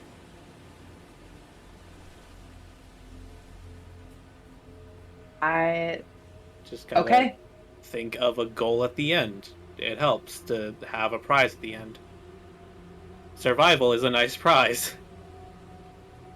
Hot, warm fire with ample amounts of mulled wine. I'm not a Liam? drinker, but sure. Which way are you headed? Headed north. Let's confirm that Liam's good for this plan. Liam, Liam, I'm just gonna. recite more lyrics. I'm if gonna the next words out of your mouth don't make a lick of sense to me, I'm gonna grab my dagger from Nina's hands. Oh yeah, sorry. I probably would have given that back to you. I didn't even realize I had it, to be honest. My arm over my rib and just like while still bleeding, just say lead the way. you should use that on him. He's kind of bleeding. How can I see how bad Liam is? Yeah, I can't see anyone else's HP. I'm fine. I'm at 17, but like it's more. Wait, you're at 17 out of how many? 33. Excuse me, sir. You're not fine. Yeah, you are not fine. Ow. Didn't you take a sword in the back the other day? No, I slammed my daggers into someone's back. Yeah, but you also got attacked by both of the bodyguard Yeah. swords. Don't be an idiot. Just take this. I'm gonna so far away. uncork the healing potion that I have and just thrust it at him. Don't be an idiot. This is gonna be a long swim, and you can't have you dying on us too. I do want to remind you guys, I have a broken rib and Yeah. I just got Yeah. rocked in the face. So Yeah, healing potion. It's magic, bitch. Drink it. All right. It's so Liam. We like honkled over. I'm It's- fine. I squirts blood out. It's all good. No, that's just all men. Just Yeah. fucking amputated leg. Tis but a flesh wound. But we get a Tis fucking but a cold. What are you gonna do? Bleed on me? We get a fucking cold. Nope, we're dead. 2d4 plus 2, Liam. 2d4 plus. So, for my d4, 1, the other, 2d4s plus. Cut off your legs. Tis a flesh wound. So that's 6 points of healing. It's something at least. Yep. My face is no longer bleeding. Your ribs have set. Good job. They hurt, but they're not broken. I mean, the broken ribs were something else, but All right. But then there's also the clarification. Do you guys want to be dragged by me to go faster? I think yes. As fast as we can get out of this water, Nina will suffer fantastic. being dragged. Yeah. Awesome. I will cast Zephyr Strike. It Okay. gives me a bonus to my movement, whether I hit or miss anything. Liam is just gonna wrap his cloak around himself and just be like, let's just get this over with. Yep. Okay. So, sprinting with Zephyr Strike, I can go 120 feet. Okay. Only a burst of speed. I can cast it twice, and then we're back to walking normal. So 240 feet can be moved before I'm tapped out of spell slots. Okay. And are you guys headed straight north? Are you headed down the slope? And then I'm gonna head down the slope, and Okay. then we're gonna use the speed once we start swimming, because that'll be where our movement is definitely deterred. Okay. You get down to the edge of the slope, basically. And heading downhill, slipping through the mud, but you're moving so fast at this point, you're almost using the mud to your advantage as you, like, slide down it. And you get to the bottom, and the water is starting to rise again to up Okay. to your legs. Further you go, up to your waist. And then as you get to the road part, it's up to your chest at this point. Okay. Yeah, it's a perfect time to cast. You get into the water and make your way into what you remember being the main fairway. And you see a familiar face standing, kind of making their way down towards you. Flick, you see the three of them, three at the head of it, dragging Nina and Liam behind him. Almost not even caring. A couple times they have slipped. They look like they are, Liam and Nina especially, are just slathered in mud, grass in their hair and such, as they start to approach towards you. Where's Rowan? She was with you. The last time you saw me, I went in the water. Well, I went. Why would you think she was with me? Because she wasn't with us. Rowan literally let go of us to go do her own thing. Can we just get out of this? And I am just like caked in mud. my like platinum blonde hair is just brown at this point. Well, this is going to last for several days. Anyone you can get Days? days, at least. Minimum. Shit. Anyone you can get to, tell them to go north. We need to try to get everyone moving north to Tribor. It shouldn't reach that far. Okay. I hope you've given up the idea of being dry anytime soon. Never, and I want to cast Prestidigitation to momentarily make me clean and dry again. Only momentarily, because I know it's still raining. But Liam's just face just covered in like caked on mud and like dried blood, and like the blood and mud is just like running down with the rain. There's people grouped together at the church, but I've sent the mayor and the people at the Smithy north there to collect them, hopefully to head north out of town. Whatever was here is not going to be here when this is done. Has anyone seen Pell? A girl? I've identified very few people. I've just been trying to get anyone alive moving north.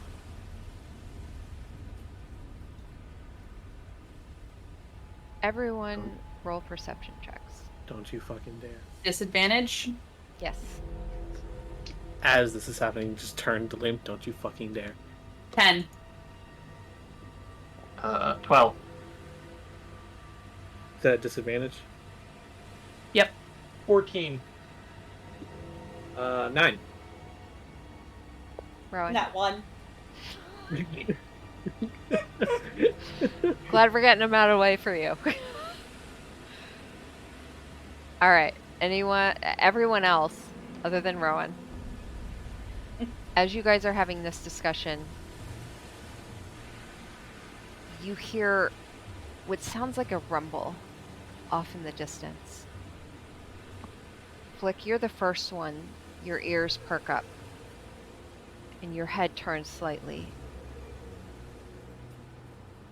And you hear it again, this time all of you except Rowan.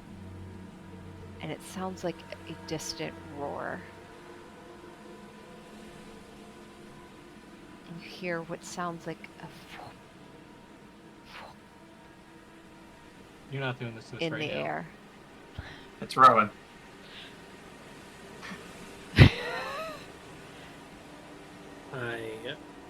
You can't see anything. You just hear this off in the distance. Does it sound like it's in water or? It sounds like it's above you. Far. Not. Well, it's difficult to gauge, but it sounds like it's further away. And because of context doesn't exist, time to get an arrow knocked. Incoming. Is it more than 30 feet away? You're asking if you can determine that? I'm asking if it's in my detect magic bubble. That's 10 minutes, isn't it? Or how long does that last? It is 10 minutes concentration, but I imagine things have been happening very quickly. Okay, when did you cast that back at the quarry, right? Before she went in the water. Yeah, I think it's been more than 10 Yeah. minutes for that. Alright, sure, I'll turn. It's wibbly wobbly, timey wimey. Yeah, you're Yeah. okay. You're fine. Yeah, I would say it's You've just probably, been it's like way latched down. onto like 2 different trees in the meantime, so I feel like Flick's been running back and forth, so you have Yeah. no idea how much time. yeah. You're okay. Yeah, I would say that's probably done. Sure. I'm ready. Arrow is ready. My hands are glowing as if I'm ready to start casting some spells at whatever's approaching. Okay. Whatever's up there probably knows where Flick is, because she's been shooting a lot of stuff just into the sky. Liam's got both his daggers out and is not looking happy. The I don't think any of us are. the four of you almost like huddle back to back. Rain pouring down your face as you try and blink through it, through the darkness, to catch a glimpse of something that sounds terrifying in the distance. It's so nice having goggles. It's true.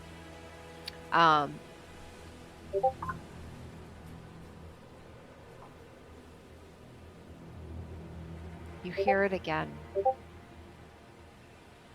This time, more pronounced, less of a rumble, and more of a loud roar, high up above. And you hear that. And it sounds faster now. And you see far up above you what looks like darkness, an even darker silhouette pass over you, heading north. Three-Low is about, fuck this, is that a goddamn dragon?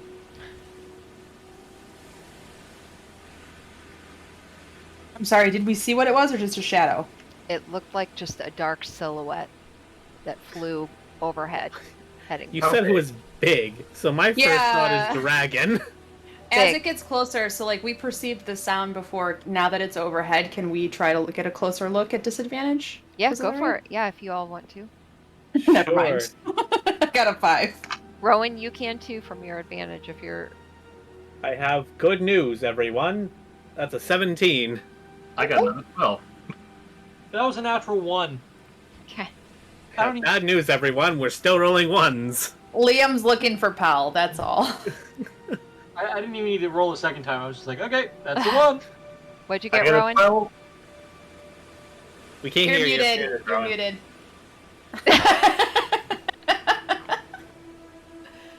I technically rolled 4 ones because I rolled both 11s, Oh. but it's 14 overall. Okay. So, Nina and Liam. Liam, your attention, you've heard this going overhead, and your first thought is, shit, where's Pal? Where the fuck is Pal? Nina, you've heard this happen, but you have felt the water kind of drag you, and you're just, man, you're fucking tired of being wet, and you are not able to spot this going overhead. Rowan, 3, and Flick. Flick and 3,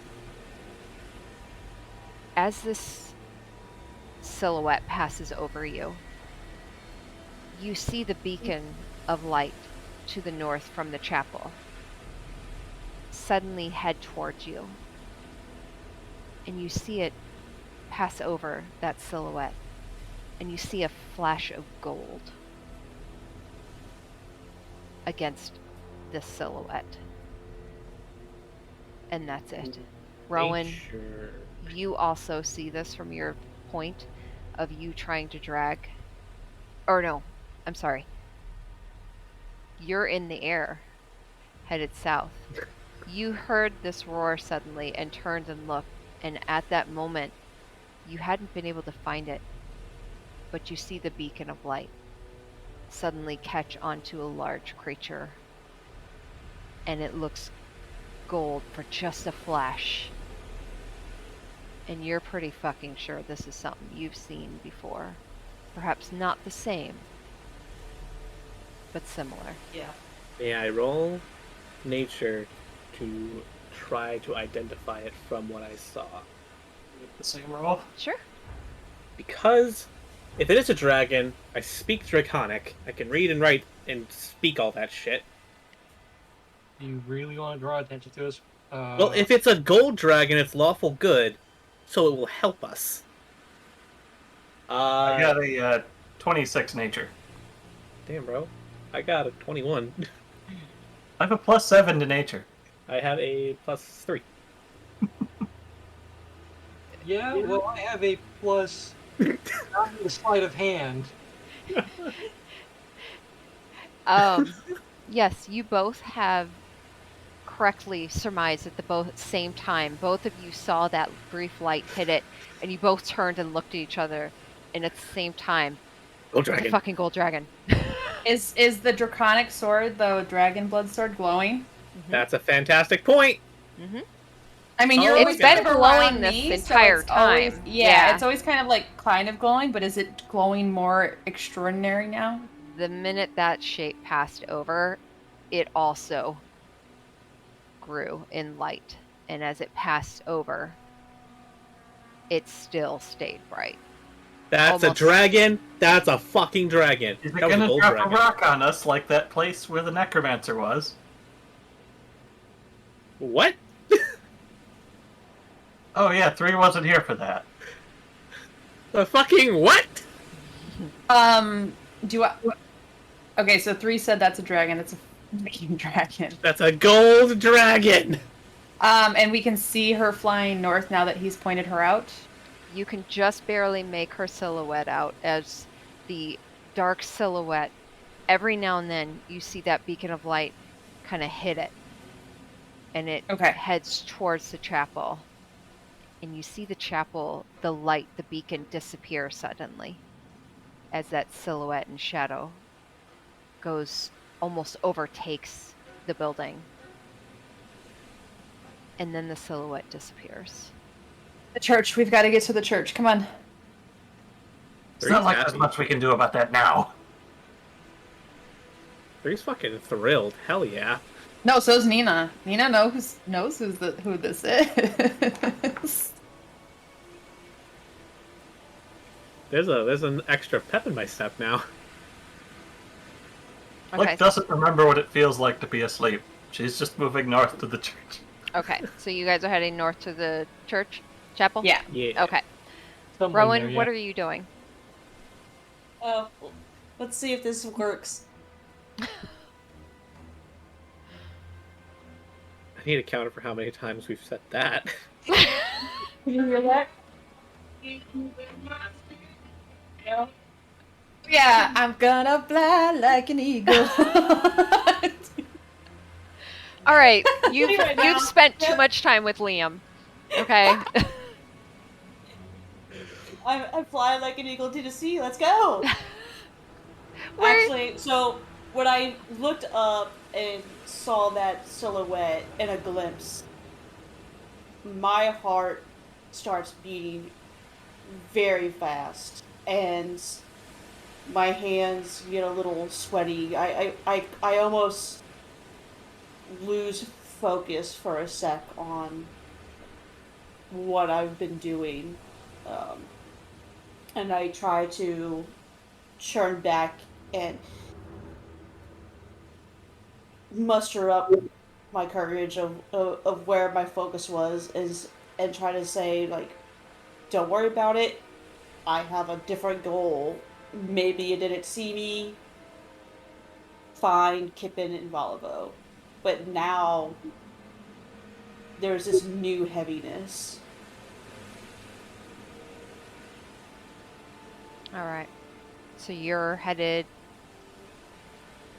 towards the chapel or No, staying I'm in place? actually I'm still flying southeast. Okay. My goal is to try and find Kippen and Valvo. Okay. All right. The rest of you make your way north and to the chapel. And as you near it, you don't see the silhouette anymore. As you come, and it's been a struggle. We're not going to roll for it at this point, but because you've had the water almost pushing against you, but kind of pushing you upwards and a little to the side, but you're able to navigate your way towards the chapel. And you don't hear any more of the roar, but as you near it, you see not just a beacon of light, but a golden light at the top. And you see it almost swirling in the air. And you hear a voice, not from the top, but almost echoing across the air, like on the vibrations. The rain that's been deluging down around you, it seems to slow and almost vibrate for a moment in the air before it starts to part. And a wind, a hot wind, suddenly starts to come from the top of the chapel and press against you. Not pushing you away, but just almost like drying you off and like a breath of fresh air almost from the cold, wet rain. The water around you is still there, but you get a sense it's starting to move away now, centering from the chapel, pushing outwards, ripples of it just going outward. I'd like to think that Nina's veins are glowing a little bit too. Just the draconic magic, recognizing other draconic magic in a way. Mm-hmm. Actually, Or at least she's getting excited that she's getting closer to it, so she's making it glow in whatever way. I don't know, but she's just... Nina and 3, did you say you speak Draconic? Anyone speak Yes, I do. Draconic? Yep. Okay. So those of you that do, the words that you hear on the air, like echoing distantly around you, almost through the winds, and the rain, they are draconic. You don't know exactly what this incantation is that's being said, but you recognize the spoken word of it, and that these words are what is pushing and causing this dry heat to suddenly push into the surrounding area. And as you make your way into the chapel, up the stairs, and drag yourself out of the water that is quickly starting to ripple away, you are met immediately with people inside this building that reach out and pull you inside. They immediately kind of help pull you into an offset area where there is space. This chapel, people have been drawn to it, and it is wall to wall with people. Many of them huddling, some of them on top of each other, very frightened, very panicked, but all of them seem to have recognized that something is happening.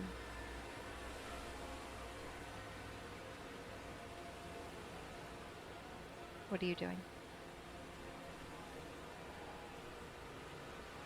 I would be looking around for Limura. Okay. You look through the ongoing faces, and you can make a perception check, just normal. Oh, that's a 10. Okay. Can't. You eyes immediately start scanning the crowd as people try and hand you towels. You just kind of push it away. And the second they see you, actually see you, and see the slight golden veins, the sheen of golden scales that aren't there, but just every now and then it catches the eye, and they kind of step away and let you just pass through. You don't see Limura, but you sense where she is, and you start stepping over people, tripping here and there. Liam, 3, and Flick, you see Nina like doggedly making her way through the crowds and pushing her way towards a back offset little area where there's a door, as she heads towards some stairs that lead up towards the roof. What are the rest of you doing? I'm gonna follow Nina to Okay. see what the hell she's doing. Job's not done, but Flick's gonna take her hood off for the first time and just take a big, deep, slow breath. First time she's not breathing through leather and steel in Okay. a while. Liam? Liam's gonna follow, Okay. but cloak down and using, I guess, the outside of his bracers to wipe off mud and blood from his face. Okay. So you guys follow Flick staying behind a little bit further before Follow following. Nina. Yes. And Nina, you make your way up the stairs, and as you crest out, you hear the rain again, but it seems a little more distant as your eyes spy a woman standing there. White robes that are drenched, but you see her arms, one hand out, the other one moving in a circular motion, almost pushing and adjusting. And the air currents, you can feel hot gales of wind just moving with her arms. And you, Nina, can almost see these words vibrating on the air, turning into this hot breath. And it's Limura standing there.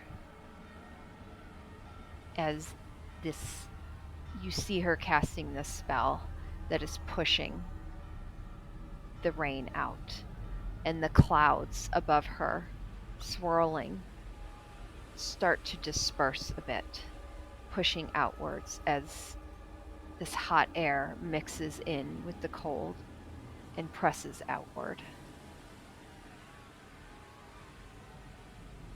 Seeing this, I'm kind of captivated by it for a moment, just kind of like in awe, I think.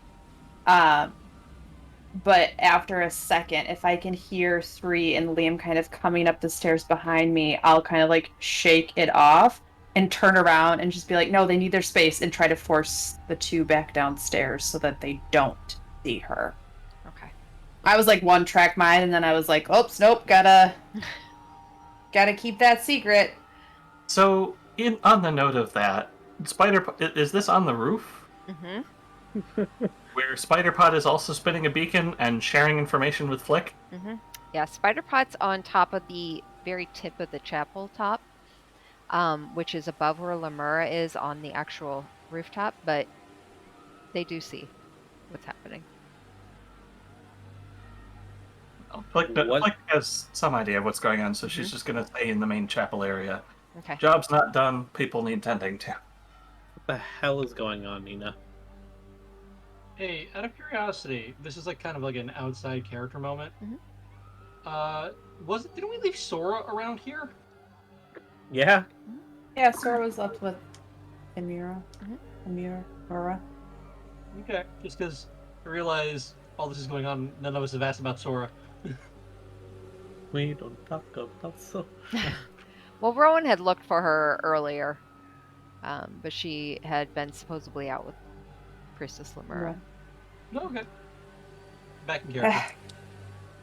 Flick's It's- mentality is just whoever is standing needs saving, so it was less of a question of who for her. It's like you said, it's a golden dragon, but they need space. None of us need to be in the line of that should they need to do something more. Come on, let's just get downstairs. Liam, you're filthy, and I'm gonna prestidigitate. Well, unless they can stop this at the source, or hold this up for 4 days minimum, we still need to get people moving. I'm going to separate and look for Pell. Okay. I'm gonna take a goddamn nap. All right. Flick is not far behind 3 in that regard. Flick is at this point in full autopilot mode. Just, does anybody need help? What can I do? And Yeah, a long rest would probably help all of us at some point, but Yeah, I'm surprised the DM hasn't given us exhaustion. resource-wise, Flick is still good, but she has. But Don't give the DM ideas.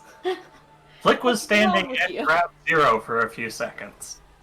Rowan says this as both of our other characters are suffering from exhaustion. Double. We're in level Yeah, 2. we're at level 2.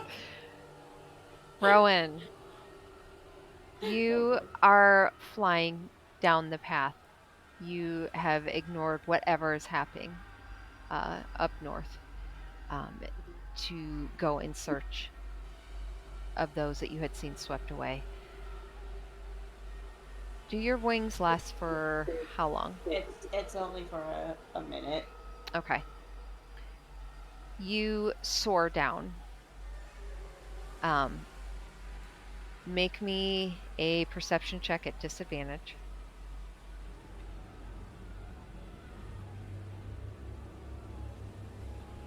$14.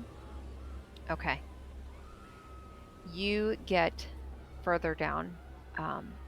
Just, you know where they last were after you left off that tree.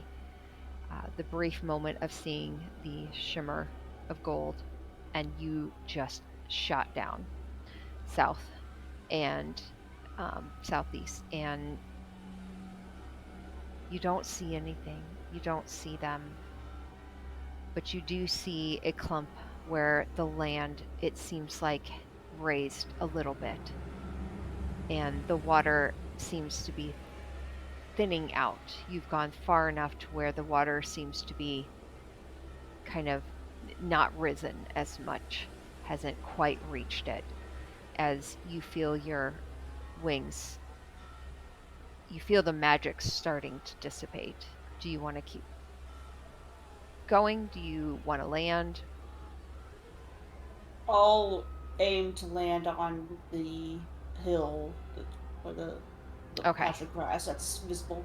Okay, so you touch down on the land area and look around, and where you're at is just outside, past the market area, almost just outside the edges of Red Larch. And you look around, the rain is still pouring down, and you don't see anyone in particular that you're looking for. You do see stragglers that have been able to pull themselves out of the water. And as you walk up to them and check them, they just are panting and resting along with the rest of the ones around here. And just kind of look you over as well for a moment before you move on, still trying to find the two that you had lost grip on. You don't see Kippen or Belibo though amidst them. I'll continue to focus at that moment, hoping pull further up onto the hill, like anyone that is trying to scramble, anyone that looks exhausted, needs any Okay. assistance, and that will become my focus at this very moment. Okay. You help some of the people up a little bit to get to a little bit higher. As you do, you hear a couple voices kind of mumbling a little bit louder, and your ear picks up amidst the splashing of the rain. One of them saying, "It feels like hot air. Do you feel that?" And you now realize it too. Some of the rain seems to be pushing against your face now, whereas it was just a downpour. Now it seems to be kind of coming across you, and you feel this sweep of hot air coming almost in waves, like the beacon almost. As the rain starts to seemingly thin out, the clouds, the darkness of them, the swirling starting to dissipate further and further out as they widen and start to break a bit.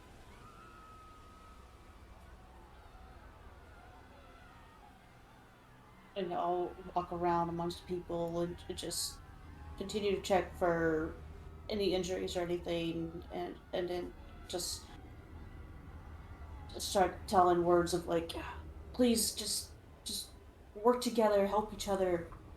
Uh, right now, you're all gonna need each other. I don't know how long this will last, but Everything was lost. What the hell happened? This wasn't normal. This wasn't natural. you're not wrong. It's not. But What everything was has an it? end. I don't. I have my suspicions, but I'm not quite sure. But please, let's. We can't focus on what caused it, but more of what we can do now, and just try to aid each other and try to focus on being able to get through it. There will be an end. An Things end can be definitely rebuilt. seems in sight. Who's to say this isn't the end of times?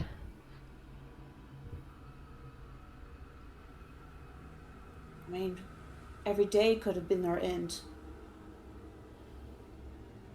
You must believe and try to push. It could always be a better tomorrow. And even if this is your last, at least you'll know that you did something. Make a persuasion check.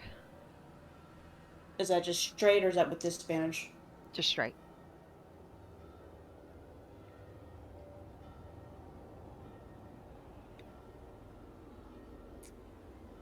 Three.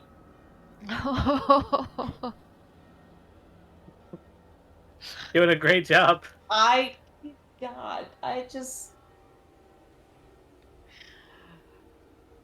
It's like I'm acting or something. My words mean nothing. The man just looks at you for a moment.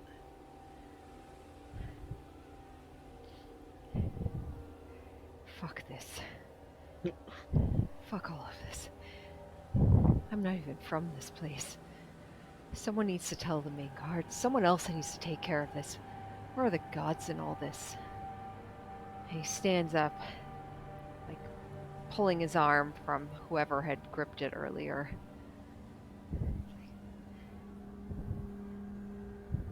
This kind of disaster, it's every man for himself. And he turns and trudges off. I start to reach, like I'm gonna grab him, and then I hesitate and like to each their own, and go back to focusing on helping the rest. The others look at you. Some of them looking towards the man walking off. A young woman stands up, recognizing you. Looks down guiltily for a moment, and without making eye contact with you again, turns and follows after the other man. The others sit there, just exhausted.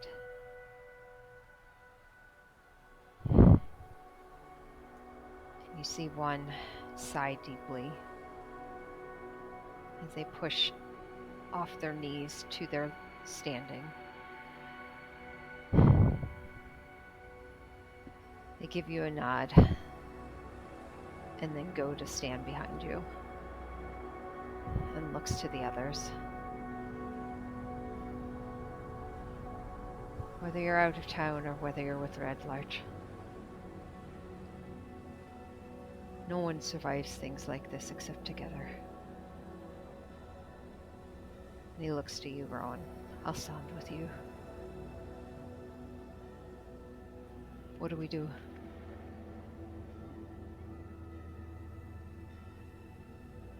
We need to help as many as we can. Just anyone that tries to climb this mound or who can't get further up onto it, just please help as many get to the top as possible.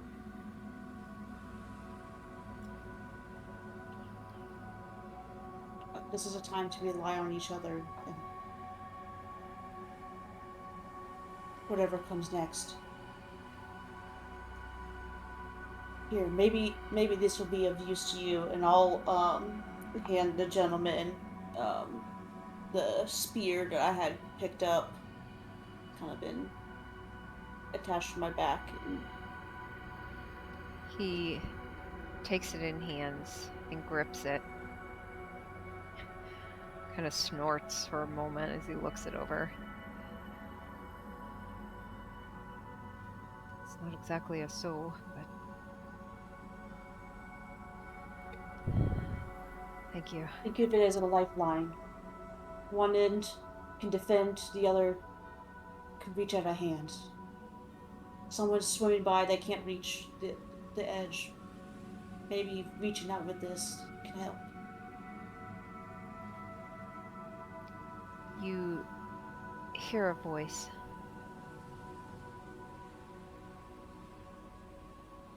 Off to the side a bit, where you had previously come from.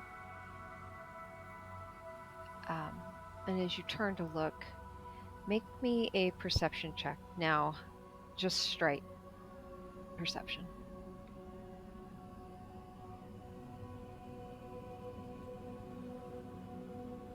Dirty 20. You peer into the rain, which has thinned out extensively. It's now just this gentle rain with light peeking through the now breaking of clouds. And you feel this hot air on your face still coming in waves almost. As it comes, the gentle rain just kind of pushes against you. And you see back down the slight slope in the water that is still there a small boat. Anyone need a lift? And you see Durgan in a small, like, not a canoe, but a boat that you would expect to see in a large pond. As he paddles towards you. The water's still flowing, but nothing like they had been. As he paddles it up, the end of it just hitting the slope of what you're on. And he looks over the group of you, seeing about 5 others, including you. How many can you handle? Maybe 2 or 3 of you, at most. The rest of you, the water doesn't reach the further south you go. More than likely, I'm thinking if you keep heading east and then turn south, you'll eventually hit one of the roads or the pastures. Personally, I'd hang out there at least until some of the water's clear.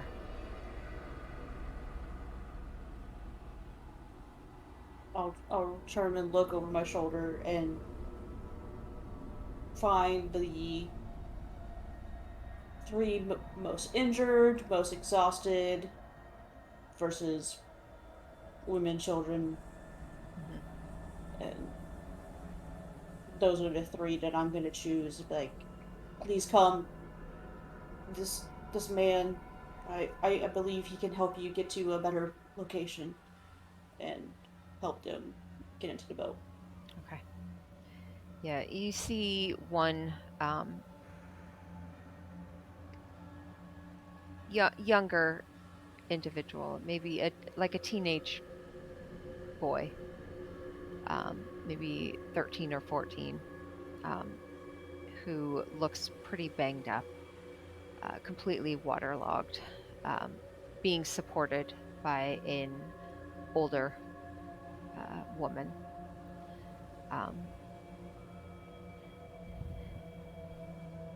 I don't know if he'll make a trek down. Please, do you think you could take him, at least? I can go with the others.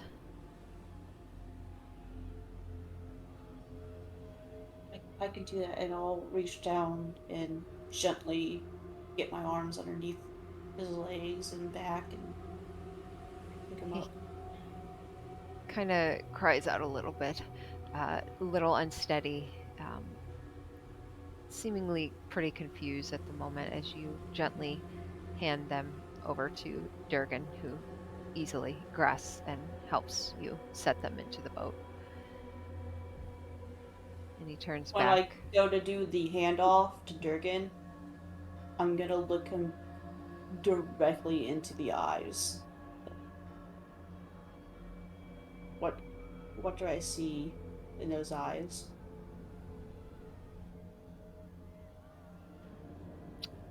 Roll a perception check.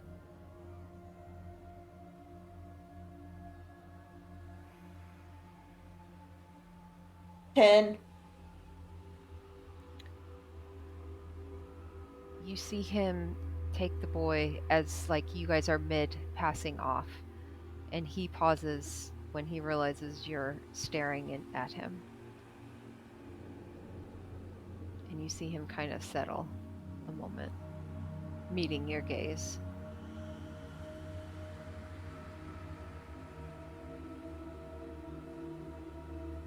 Might help if I know what you're looking for.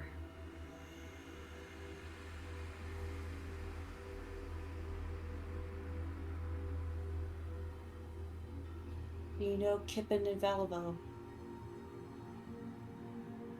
Valivo, yes. Kippen does not sound familiar.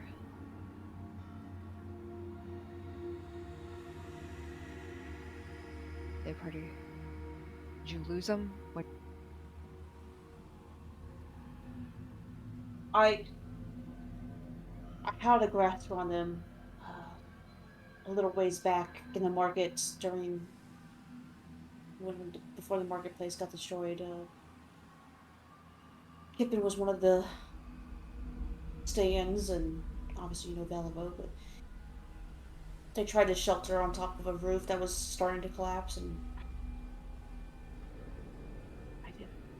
I tried to help them, and Rowan. Everyone's tried to help someone today. Help this one now. And he takes the boy fully from you and turns and rests them into the boat. And he turns and looks back at you. You can only help what's in front of you.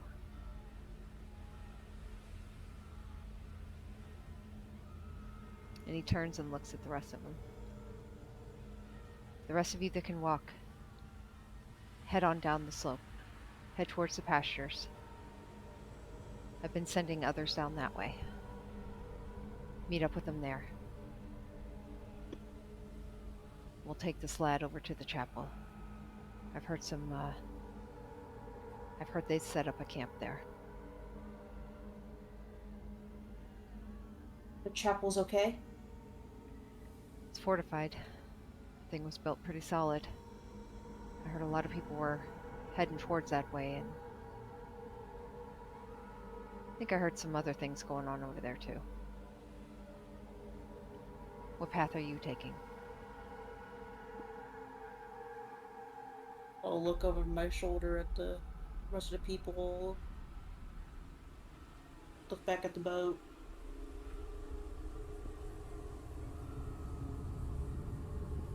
Do you have room? He nods and shovels back into the boat. Picks up a paddle and just holds it out towards you. Unless you'd like to use your hammer.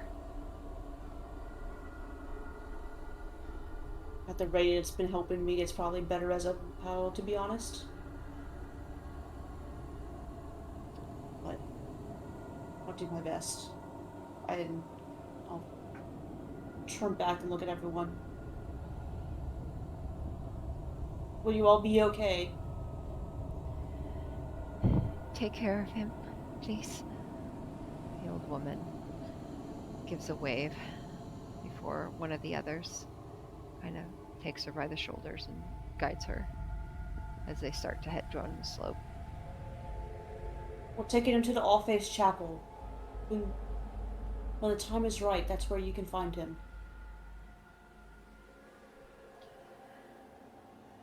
Durgan helps you into the boat, and then with the paddle, pushes off. And the both of you make your way towards the chapel. The rest of you, what are you doing? Let's start with Flick. Are you available, Flick? Here-ish. Okay. I think everyone seems to be, at the very least, safe if confused in this chapel for now, right? Yes. Flick's gonna find whoever else of her party is here and maybe not moving as much, probably 3 from the sound of it, and just sit nearby, and she's visibly very, very tense and stiff. So the group of you kind of huddle together in your own little corner. I'm guessing 3 is somewhat conscious? He's awake enough sleeping in the forest has taught him to be a light sleeper. She'll just kind of give a pat to shoulder or arm, whatever's closest. Mm. My mentor said, in times of crisis, there's no pain for being tired or in pain. I think my body's telling me there's time now. Go to bed. Take a cat nap. That seems specious. What? Sorry, no, that was an aside. I mean, I call it the granny weatherwax method, but that's a very specific reference. No sleep. There's no point in fighting tired. There's no point in doing anything tired. I think this is the first time I've ever truly felt in far over my head. So it took the wrath of God to make you think you were in over your head. I've never cared for what gods think of what I do. But at the end of the day, I make potions. Yes, I've chased off a raptor with my lunch, but this is a bit much. You're very interesting. You know that?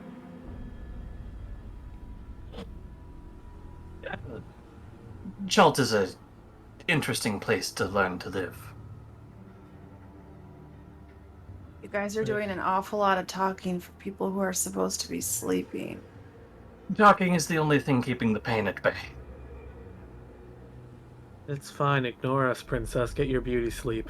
Nina will turn over because she's definitely like pulled out her bedroll and is on the ground sleeping too. Yeah, you'll notice there are. I'm you're feeling not very alone. safe. Yeah. There What's are upstairs? other people that have realized you have a bedroll out and are curling up next to you as well. Like, recognizes a dragon, but isn't confident in their abilities per se, so is not going to sleep. Liam, roll Look- me a perception check. Ooh, okay. You're sorry. Should have figured you remembered that. That's what I was doing. Ah, that's a 1. Can you stop? What the hell? All of you, stop! Y'all need some new dice. All right. Different dice today. You know, this never happens in battle. This makes RP that much more fun, right? Right. You stumble through the chapel, doing your best to crawl over people. You are pissing quite a few people off as you're just stumbling over them in your haste to recognize a small face, a small form. I'll be calling out her name too. You start calling out her name, and as a couple start to kind of push you off, frustrated, as you just plow through them, looking and calling out. And you feel an arm grip you suddenly on your bicep and pull you back a bit. You're only causing more chaos, friend. And you see Fang standing there. I'm sorry. Who do I see? Fang, Ironhead, the orc armorer. You had dinner with him one night. Right. That Nina sat in on. Mm-hmm. I'm gonna ask, like, have you seen her? She was out there. Who are you Hell. looking for? Yeah. Hell. The chicken butchers. Mondiver? Mondiver. Is that her last name? Yeah, Hell Mondiver. I haven't seen her in here, friend. Saw her grandmother out. Dead or alive? She was floating downriver. Mondivers have been here for years.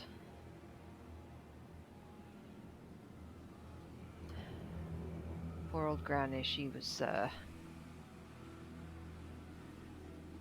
This was not something she could have weathered. Hell, on the other hand, that's very capable child. If anything, she knows this place inside out. If you don't find her here, I have faith that she's still out there. Somewhere safe.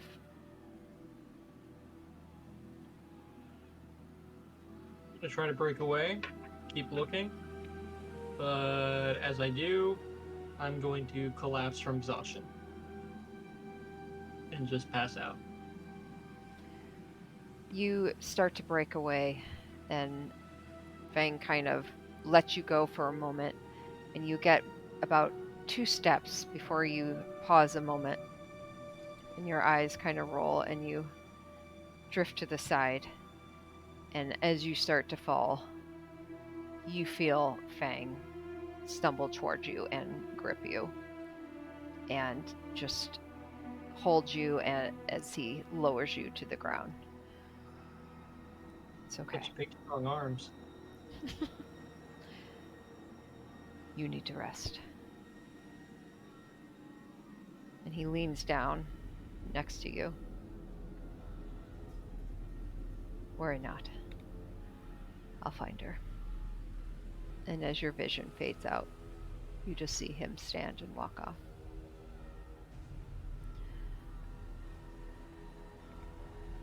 Nina. My luck back. Oh. Huh? Said I can't wait to get my luck back. All right, so the rest of you are passing out. Trying to get in a long rest, if not a short rest, but yes. Yeah. Okay. Except Flick hasn't had a full night's sleep in a very long time. Most nights she's been up working on things. Liam. Okay. After several minutes, Flick, you see a figure come through the stairwell that you had been before. And if you're still monitoring your pot, spider pot, damn it, you would have kind of in your mind's eye seen Lemura stop her incantation and just breathing exhaustedly as she looks around, and the gusts of dry air and the clouds that have parted around the chapel. No more rain falls in your area, like around that building. There's still water to be contended with, but these dry gusts of wind are slowly pushing them, urging them outwards. And you see her take a moment before she takes a deep breath and squares her shoulders, kind of straightens her robes, and then makes her way back down the stairs, where you see her emerge. And immediately she starts to go to groups of people and start tending to them.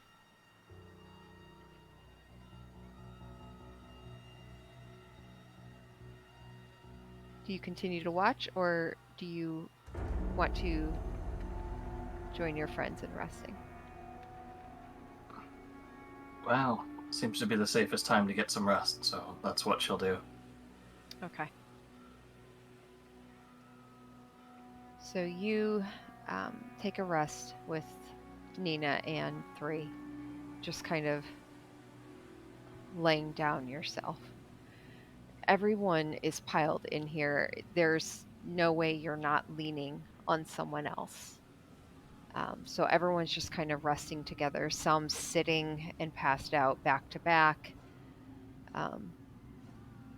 You hear the occasional cries, some muffled just weeping around you, whispers, as everyone seems to just be trying to rest and comfort each other. Rowan, you and Durgan eventually, it takes you a bit, but you're able to paddle the boat to the chapel. The waters are thinning out now.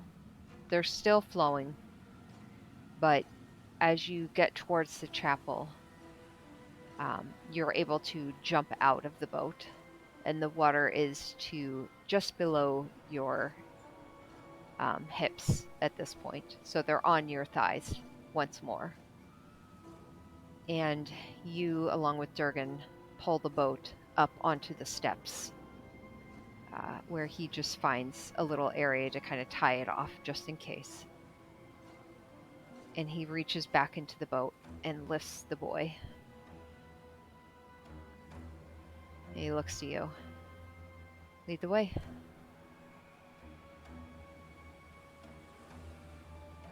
Is he still in the boat itself? When No, he picks he's him up? outside of it. Okay. I'll turn around and start heading for the main doors. Okay. As you pass. Do I see anyone kind of trying to reach for the steps but struggling at all as we arrive?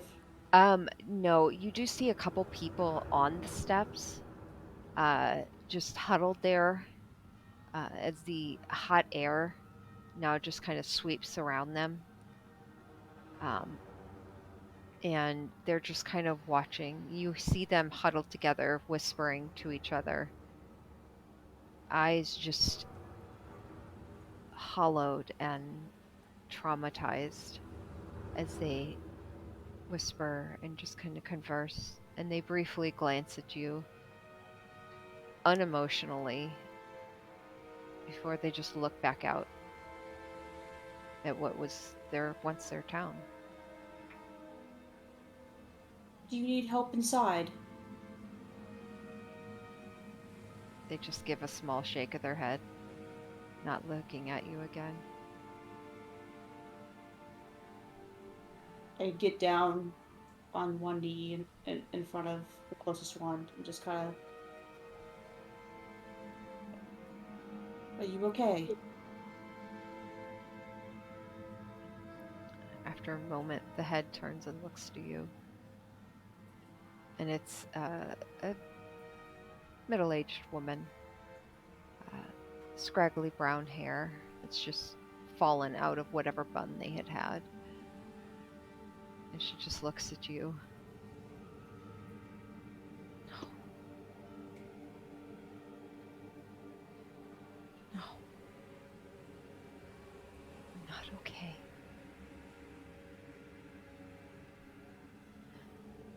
I lost my family. Everyone's lost someone.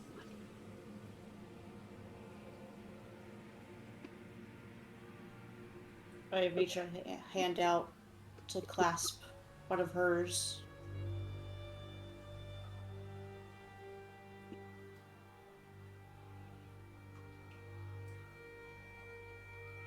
I just don't understand. Why would the gods do this to us? What did we do?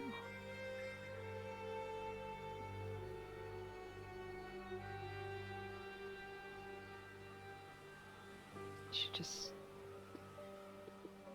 looks back out at the waters. Her eyes just going distant.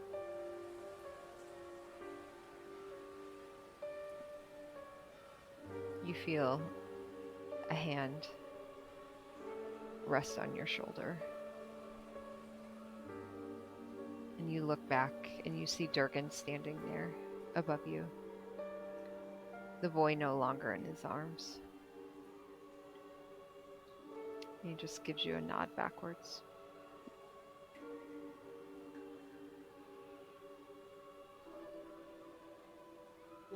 I look back at the woman and...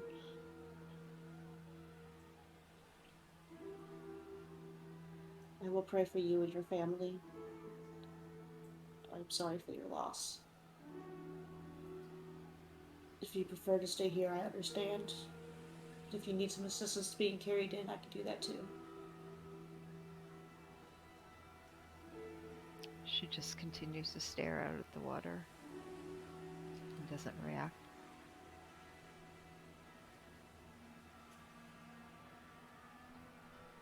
Let go of her hand and stand up. Look over at Jurgen. Just nod my head to lead the way.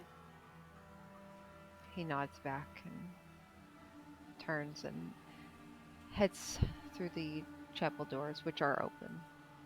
There are people sitting against them. As you head inside, you have to step over people. Many of them are at this point just exhaustively sitting there and staring. Many are sleeping, passed out. Some are weeping, holding on to each other.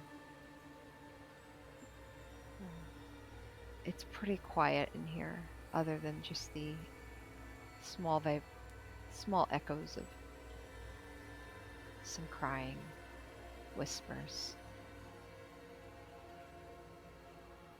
comforting words here and there. And Durgan just points across the way, and as you look, you see your party members, well, Nina, 3, and Flick, huddled together somewhat on Nina's bedroll, along with several others which have kind of curled up around them as well. And they look completely passed out. You don't see Liam anywhere for the moment.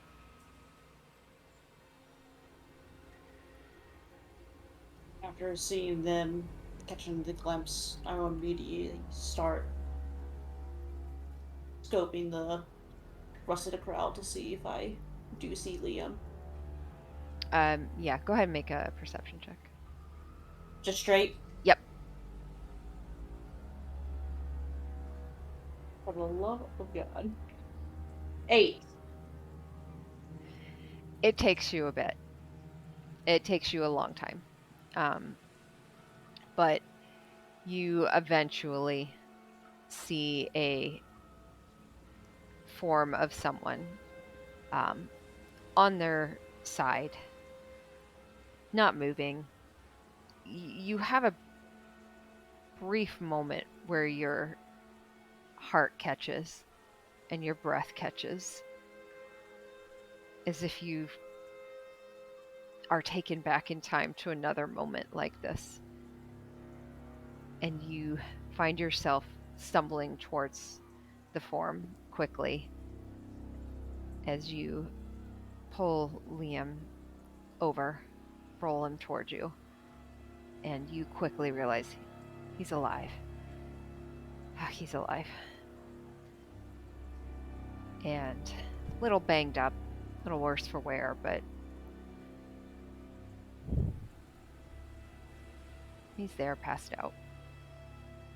But he's literally on just stone floor. Yeah. I will reach back and pull out my own bedroll, lay it out, and then shimmy it under him, get him up onto it. And... Okay. Yeah, you're able to do so. It takes some finagling, as you're completely surrounded by other people as well, but everyone kind of adjusts to make room, and you're able to do so. And then I take out Kendra's cloak that I have and put it across him so that he kind of knows that I was there. Okay. And then what are you Then gonna do? I will get up and scan the room again, seeing all the people, and then I'll head over to the rest of the party. Mhm. Okay. As I walk up to them and see that they're all just passed out. None of them look to be seriously injured. I do a sigh of relief and look back up, see if I can see Durgan again. You look up and scan the crowd. You feel your muscles as you sit just starting to pull down as the weight of everything just hits you even harder than before. And you even feel your own eyes start to pull downwards, but you shake it off for a moment as you scan the heads of all these people just starting to blur together. And you don't see Durgan anymore.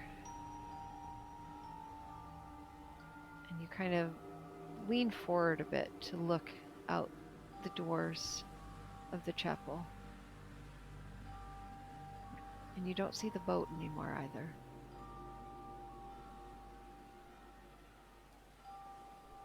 And as you sit back, trying to think of where he might have gone, you feel your eyes slip closed. And you just kind of slump to the side and fall asleep. And all of you fall asleep. Why don't we take a quick break? 10-minute break? Is this Sounds a long good. Is it a long rest? You'll find out. God damn it. No, you could take a long rest. It'll be a Okay. long rest. All of you are absolutely going to have a point of exhaustion for tomorrow, though.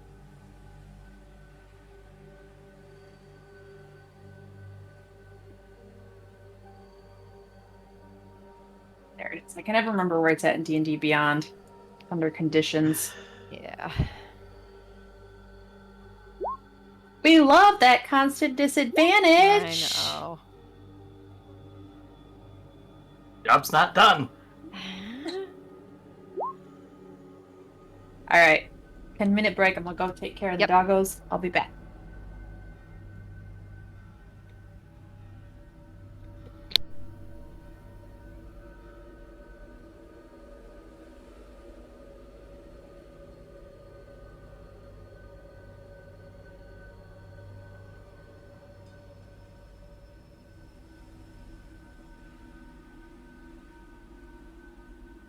See, Liam, you didn't die. yet?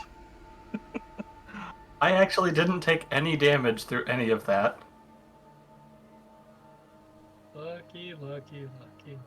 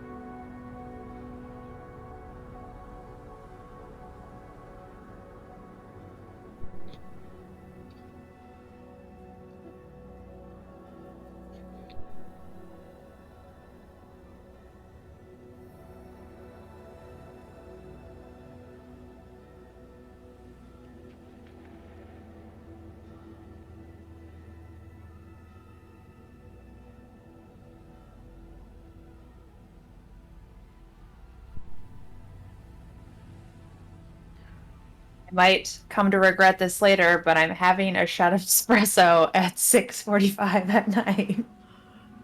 That's okay. I'm having a meal at almost 10 p.m. and working, so don't tell no one. I'm just so sleepy, so I don't know. I gotta perk up for a couple more hours. I'll just hope the crash hits like right at 10 p.m. Right. I have found if I do caffeine after like 3 o'clock, it has Yeah. like the opposite effect on me. It Yeah. like knocks me out almost. I don't think caffeine does anything for me, just thanks to my crippling soda addiction. I'm actually very highly sensitive to it. I can usually only have like 1 cup of coffee in the morning. Unless I'm out doing things and being like physically busy, and then I can usually have more because I'm working off the energy. But if I'm just sitting in my house, which 99% of the time is what I do because I work from home, uh it's yeah, it doesn't Outdoors? help. What's that? What? What is that thing? It's that thing we simulate in D&D. Right. But I don't actually have espresso glasses, so I'm using a sake cup. Because it was either that or like a full coffee mug, and I was like, I'm not gonna drink a single shot of espresso. That's appropriate. I've got adorable little cast iron enamel-coated teacups that are great for that kind of thing. Oh, nice. I have a couple of teacups. They're like pretty painted ones. My aunt got them. I think she collected them for a really long time and she like gave them to me. So I'm like afraid to use them because I'm not sure if like the paint will actually come off when I wash it. So they're just collectibles for me now. I drink a lot of tea. I do and too. My mother got me into traditional forms of tea preparation. I have 5 different teapots, 2 of which I have been tempering with tea since I was 12 years old.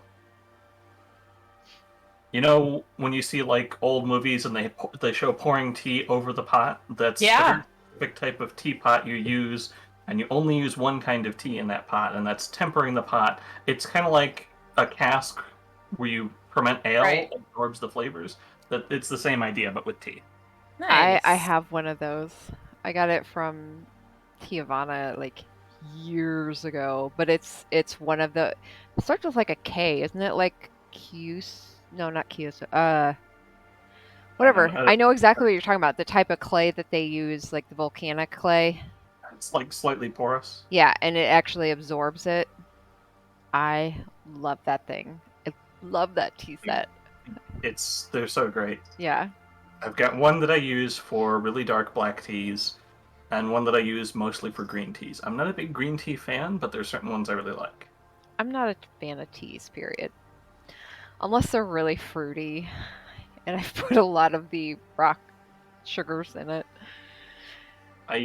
My primary tea is I do Earl Grey with double bergamot, and that's my wake me up. Nice.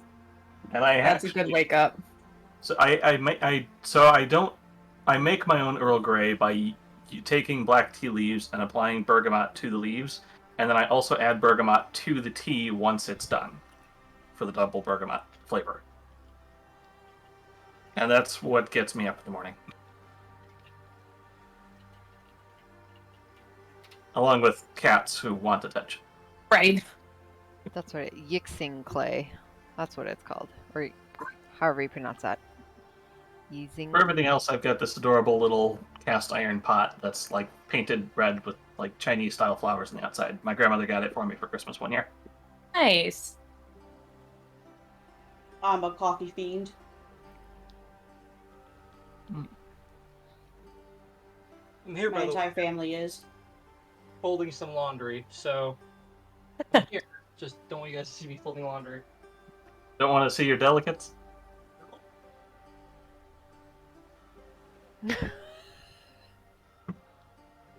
Oh, as a note on the long rest, Flick would de-armor and re-armor because you can't get a full long rest with armor on.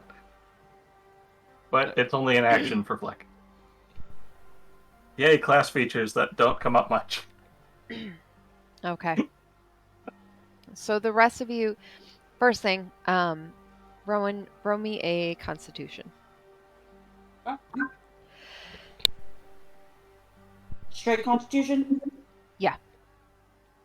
Also, my hair is at this really awkward length where now I just look like I have a mullet when I'm wearing my headphones. I think it Sorry, looks please awesome. continue. 18. All right. So the rest of you, you wake up seemingly after a very long rest. And it's darkness in the chapel, but there are candles that have been lit all over. You kind of sit up and stretch painful muscles. Everything just, you feel weighed down. A little sluggish, your reactions as you hear a whisper. You're not quite sure where it comes from. Some cries. You're just a little off your game. You notice, Flick, next to you, there is a set of armor, which you would recognize as Rowan's, just kind of set next to you, as if they were laid down haphazardly. And as you guys kind of look around, you would see Rowan off to the side, helping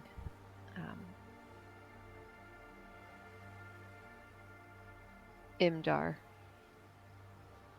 the priest, patching up someone, and Rowan is over there holding the hand of an old man, watching the priest wrap these bandages around this man, and you can see his arms just shaking a bit as Rowan just holds on, eyes closed, and you see her lips just kind of moving as she grips her amulet and just prays. And you kind of watch this for a long moment before you see Imdar sigh and his head drop. And he looks up at the older man that has just had a death grip on Rowan's hand. And he reaches up and places a hand over both of theirs. And you can't hear what's being said, but you kind of see his head shake a little as he just speaks some quiet words. And the old man, tears just spring to his eyes. And his head drops. And Rowan, at this point, you've exhausted everything within you. All night, you have spent helping the people around you instead of taking a rest. Your yearning to help has just superseded everything within you that needed rest. Every time you heard a cry, it's like your senses were just drawn towards it, and you, without even looking, you just went towards it. At this point, you feel these old fingers just wrapping around your hand, shaking, and you feel tears drip onto it as the old man's head drops. And he just kneels down next to the body of this older woman that Imdar was trying to bandage. And he lets go of your hand, Rowan, and just gently places them on each side of this woman's head and leans down and just presses a kiss against her forehead. and then rests his own forehead against it. Rowan, you just look up, and Flick, you notice, and the two of you kind of connect eyes for a moment, and you see these dark circles under Rowan's eyes as she just is almost swaying with exhaustion, as she has spent the entirety of these hours trying to help.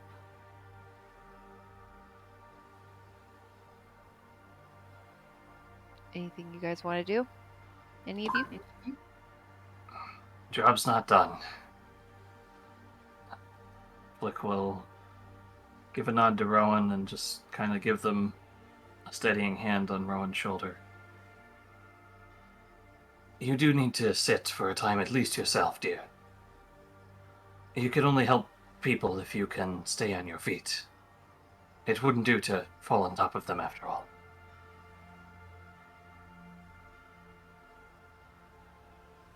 Let's do everything I can. Just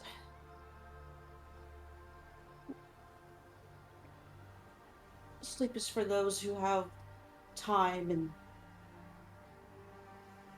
safety. Just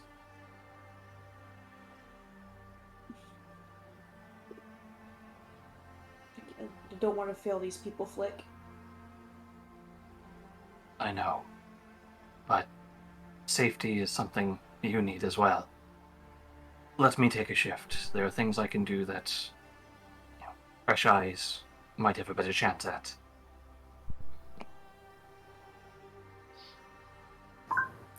Father Imdar, help me out here. Surely she deserves as much rest as anyone.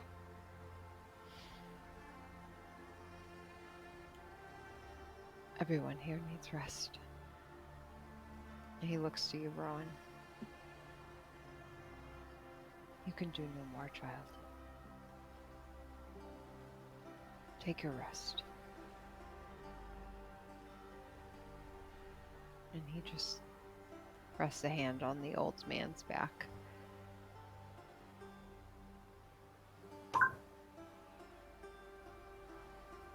You're going to be needed later, for sure. Please, listen to your friend.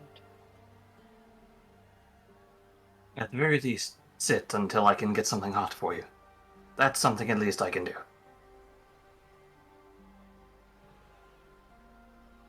And find out. I'll at least sit and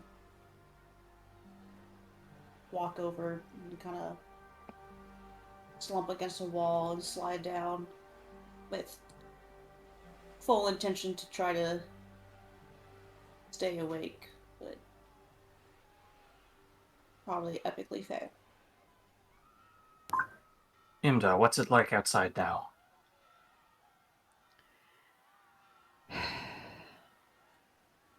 He looks at you from the side, keeping his voice low. Water flows out from the chapel, and it's slowly drying. Whatever the gods have done to protect this place, it's working, but I fear what we're going to find once the water dries up. Well, we can't let the gods do all the work, so let's keep moving. These people need to rest. My people Of course. that have helped these, they've been working through the night. If yours are rested,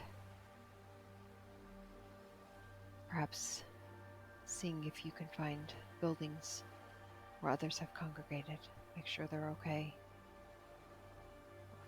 Gods, find who did this. No one here is going to be able to do it, that's for sure. With Constable Harbeck missing, at the mercy of the gods or those who step up to the plate. I promise we'll do what we can here.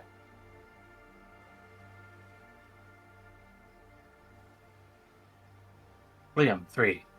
Are you awake? If I say no, does that mean I don't get to do anything? Of course not. Get up. You feel a little kick to your side.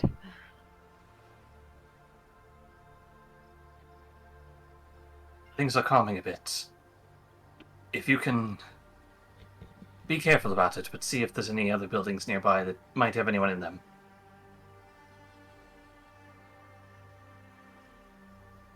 Will I get to sleep after?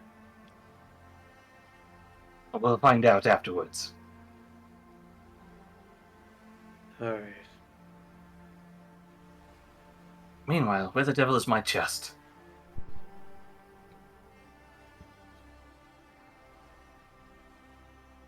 I'm tired and don't remember how Flick's voice works. What chest? Flick's large box that had all of her stuff in it because she lost the bag. I know, 3 doesn't. He's never seen this goddamn chest. She's just kind of speaking in general now, as she's Okay. already told you what to do and she's wandered off. Alright. Guess I'm taking orders now. That's fun. Guess I'll go and do what I'm instructed. You had that at the You- home.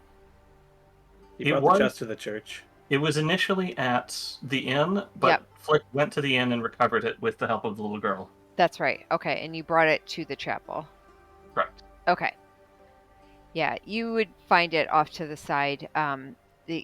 You feel a slight tapping, tugging on your back of your cloak, I don't know. And you turn and see the shorter young girl with her black hair tied back. And she looks up at you. You made it. Of course I did. We're the heroes, after all. Would you like to help me out today again? Of course. Yeah, I've got your chest over here. You said Excellent. keep it safe, and I've kept it safe. Very good work. We'll be needing it. Okay. Now, what was your name? I'm sorry, I forgot to ask yesterday. It was a little hectic. Mina. Mina. My name is Flickering Mountain. It's a pleasure to meet you, Mina. That's a weird name. Well, I'm a weird person. It works well. I've never seen one like you before. Well, there's a lot of me back where I came from, very far across the sea. We actually had storms like this when I came here, but we had a boat then.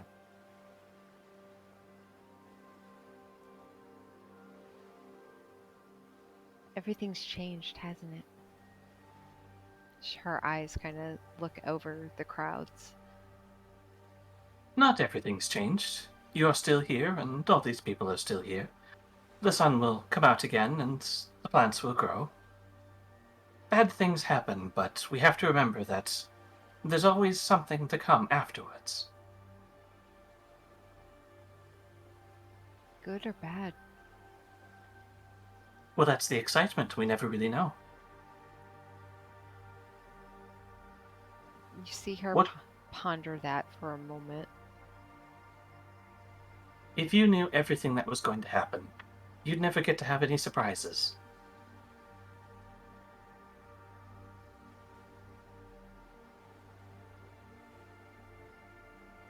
I don't know if this is a surprise I really enjoyed.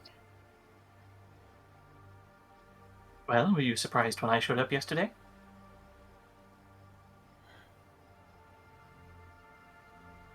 I thought I was dead yesterday.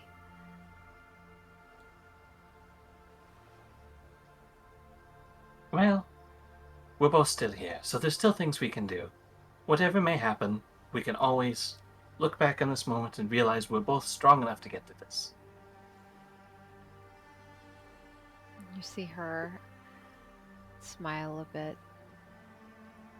She gives a nod. pushes her bangs aside.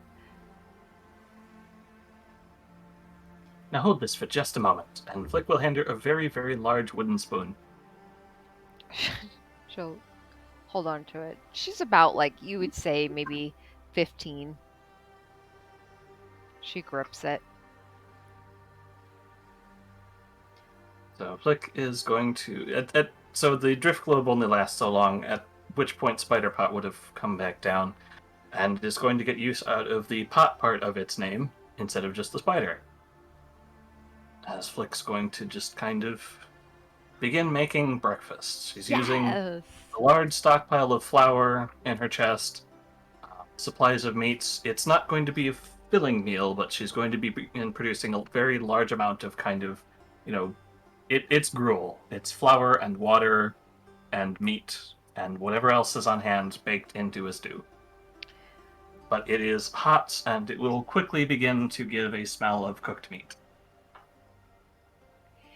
As you start to dump these ingredients in, you And Spiderpot is help actioning, so I don't have to roll cooking at disadvantage if you make me roll. you know what? Go ahead and roll. All right. Build proficiency with cooking tools. Yeah. Can I have that? All right. That is a dirty 20. Nope, You're 21, because I forgot we got more proficiency. As you're mixing this up and these smells start to fill this chapel, you hear some shuffling and some voices as you sense a presence beside you. All right, no, get out of the way. And you feel a presence come up beside you as you see Kaylessa kind of shuffle up next to you and peer into your pot. Okay. Yep, nope. You know what? We're gonna need a bit more grain if we're gonna spread this around for the rest of all these people. Hold tight. I'll be getting you some more. Benny, and she calls out, we're gonna be needing that bag of oats. Yeah, I know, the one that you pulled that nope, the one on the left, that's it. Yep, bring that over here. And you see a man come over carrying a large burlap bag that he is just bringing over, and Kaylissa drops it down as she takes it from him. She looks at you. You're the cook here, but if you add oats to this, it'll spread it quite a bit further for all these people. Absolutely, we're needing to make as much as possible. If There. we've got any large empty barrels, we could use some of the meat I've got stayed, make a bit of grog. Put a Already bit of on fire. it.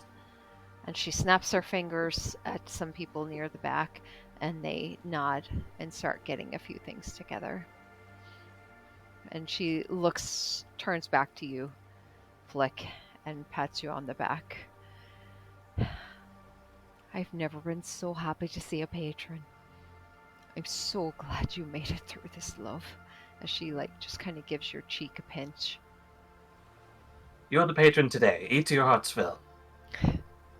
I'll not be eating the slop, but thank you, dear. I feel very grateful to be alive. Bless you. As she starts pouring grains in and helps you mix it around a bit, but generally lets you kind of do what you're doing, but just directing the others to help sort out any bowls and things that she's had her people bring over. Making as much of it as possible with what we've got. I have a lot of flour. This wasn't the intended purpose, but it helps. Well, yes, and fortunately with the amount of grain she brought over, you don't have to use as much. So, you guys are able to distribute a good amount of food to the people, and everyone would get at least a little bit of warmed gruel in their stomachs, enough to be filling. And everyone is very grateful for one meal. And as you finish up and people are clearing out their food bowls, shared bowls, because everyone's kind of having to use the same one, fill it, pass it to the next. You all start to see light starting to filter through as very early morning light is just starting to hit the windows of the cathedral. Alright. So I have to make a phone call, so go ahead and focus on everyone else for a couple minutes. I'll be back.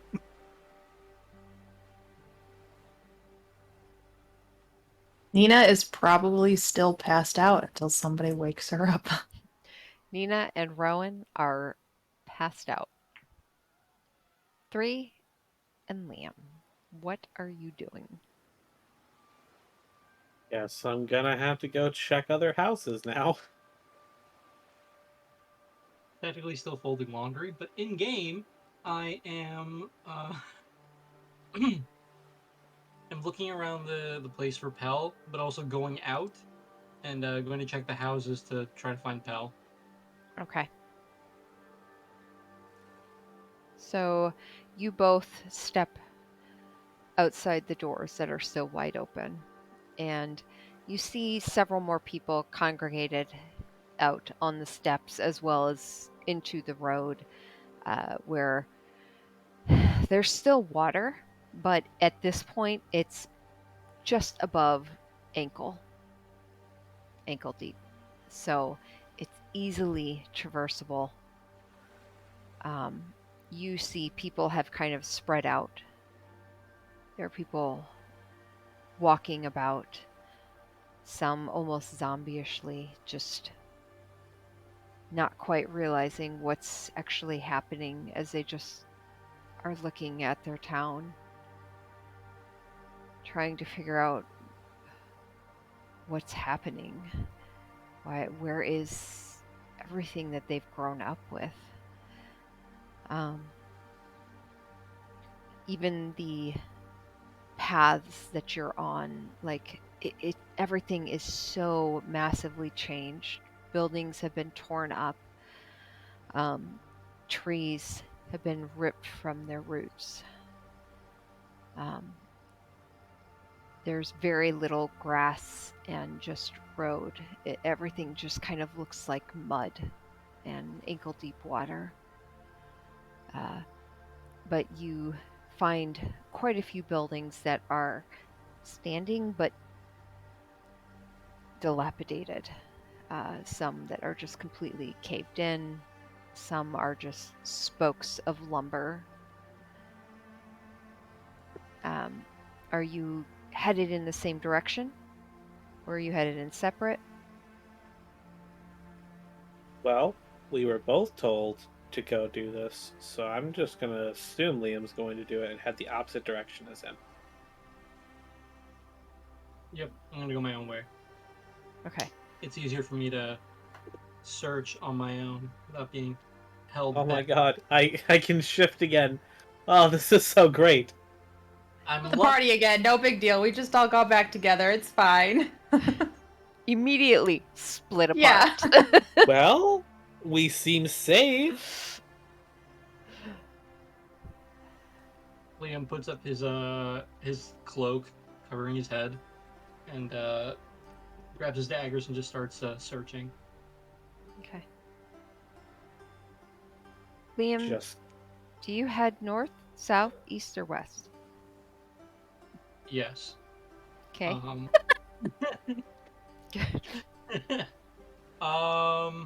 He Echo Knights this and splits himself. I'm just kidding.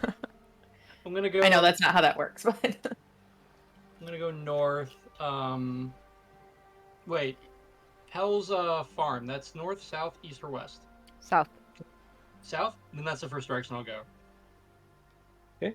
Then I shall head north to see if anyone was hiding in the homes as they tried to escape.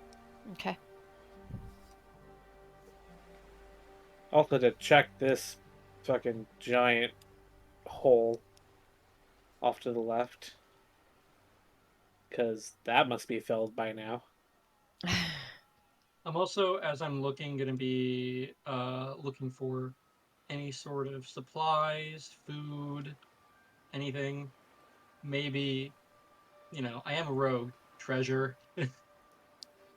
Scavenging. Yep. Okay.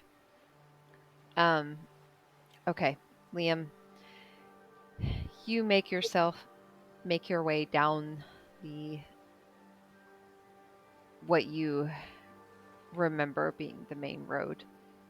The water just kind of splashes against your ankles.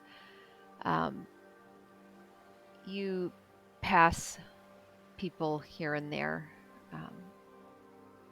You do see some bodies that have kind of settled into areas where water still slightly flows, just barely, and seems to have carried them against something, a little dip in the road, a little grass mound. And you'll see some people where they gather around it and are tending to those fallen. Others, you continue down and you see some that have had blankets thrown over.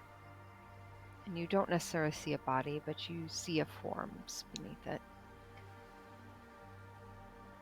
It's difficult to determine, based on what you knew this city to be, or this village, exactly what you're remembering. But you do remember the path to the quarry, and that Pell's home used to be right at the corner of it. And as you reach towards that area at the corner of the path that heads towards the quarry, it's probably the area that got the first wave of destruction. And there's barely any spokes up in the ground from the ground. It's been completely decimated. You see a few bodies of just some chickens and things like that here and there. But there are feathers kind of floating further away. You trudge through the muddy mess and overturn boards and things. Make me a investigation.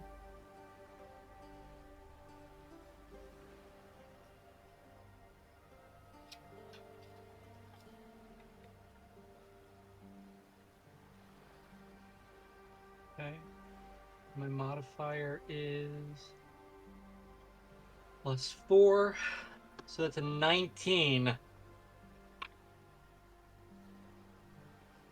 19.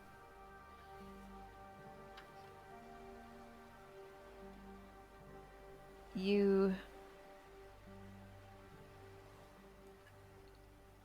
scrounge through this entire area that you knew to be the Mondeaver's poultries. And you don't find any sign of Pell that you can see. Lots of poultry that has drowned. You see some clothing stuck in the mud that you pull out, hoping there's no body attached to it. And you just dig through the muck and the mire and find no signs of life here.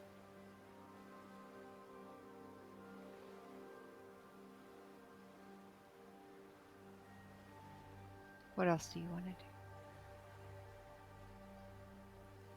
There's no bodies, no sign of like anything there still. No human bodies that you can find.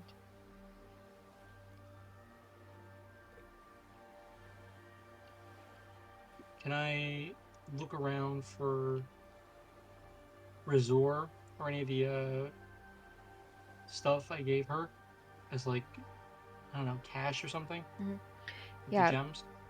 Well, you. Okay, I'm back. Sorry. Oh, you're good. You were looking through all the what you could find in this area, um, and you did not see anything recognizable other than just dead chickens, um, debris, mud, torn clothing, what looks like it was at one time personable items that have been completely destroyed, but nothing recognizable.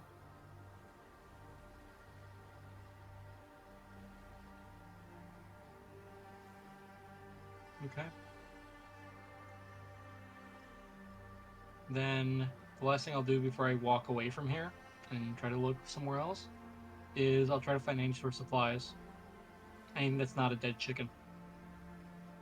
Although a dead chicken could be good, but I don't think I want to eat them in this respect. Did you say flies? Any supplies? Oh, supplies. I'm sorry. Dead chicken would be tender. Okay. So you scrounge through based on that same roll. You're struggling to find anything in this area in particular. This was a building that was hit very hard. Um, probably one of the harder hit ones based on its location to the quarry.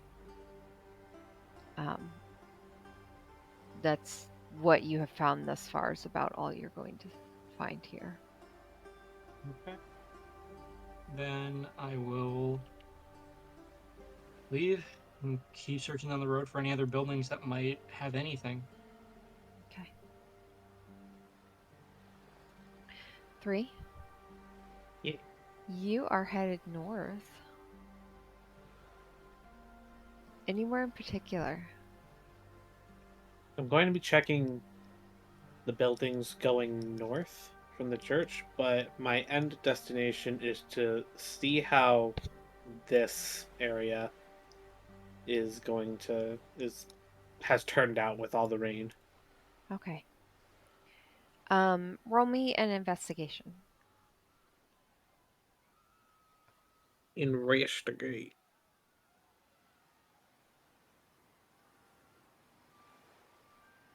That's a 10.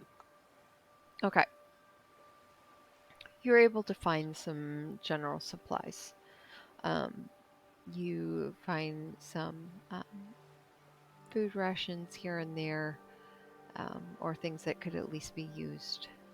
They're waterlogged, but they are food that can be dried out and still used. You find some water leathers that can be filled with water for people to drink. And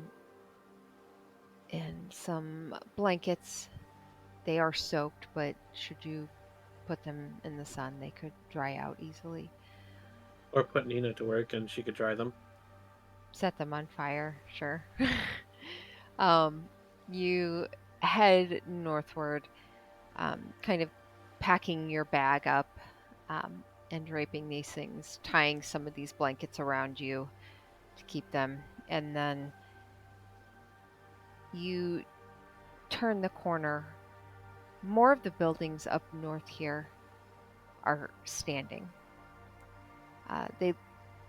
They look a little ramshackle, like the wind has hit them pretty hard, but they're not the decimation that occurred a little further south.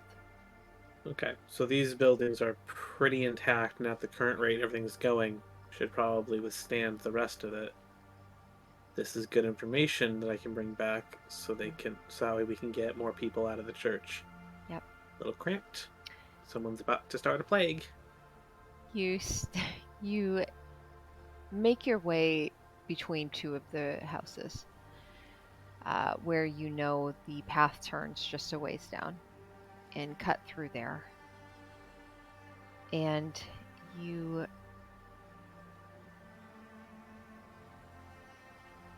see where the other quarry opens up.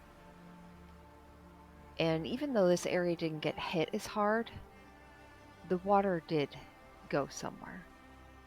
And the quarry has been filled with water. At this point, it is a giant lake. The water's not moving. It's mostly staying, aside from the still continual gusts of hot air that seem to hit it. Every few minutes, you see the vibrations kind of ripple against it.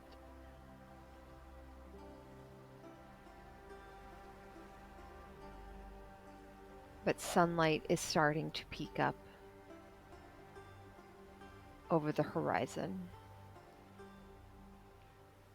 and just glinting off the lake. And for a moment, you just stand there staring at it. And it's such a surreal moment to see this peaceful moment after everything you've been through.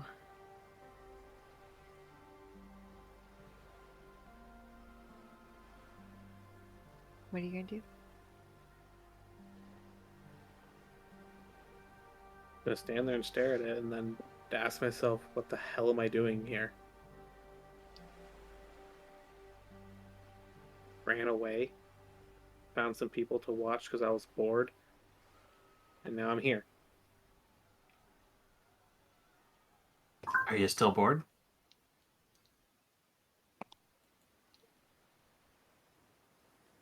Why the hell should I have to help anyone? Why the hell am I staying here? There's no reason, there's no logical reason as to why the hell I'm helping these people that I just met like a week ago. I helped them because that's fun. Fighting is fun. Being strong in battle is fun.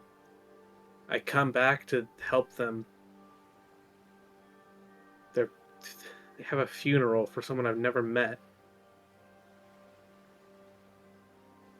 I get nice and dressed up for them so that way they can, like, I can respect someone I never even met. I help a town that hasn't done anything for me. I am not meant to be a hero here. I don't know anyone here. Why the hell am I here? Just going on and on and on, asking, looking at the water. There's no reason.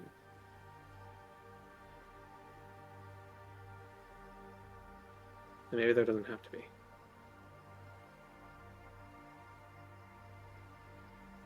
As you're standing there looking over the waters,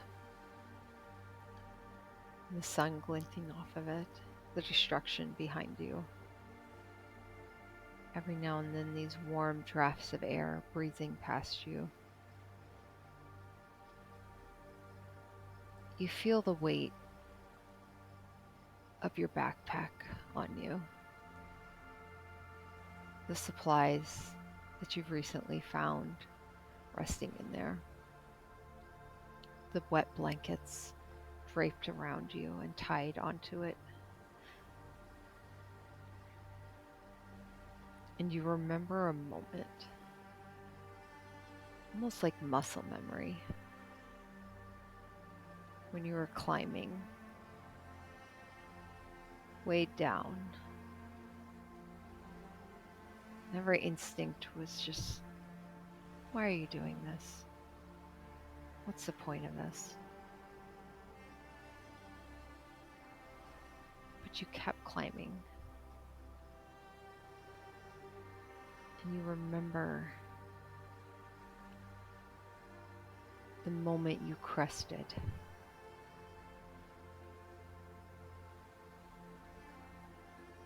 And the cheers of those below you.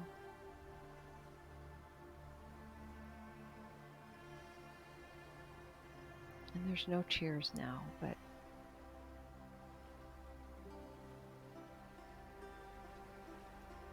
every time the ripple of water with that gust of wind hits, you're reminded of it.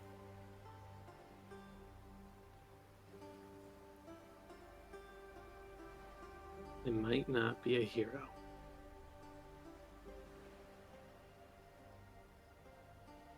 but to atone, I will make sure that there is one, and they can stand tall.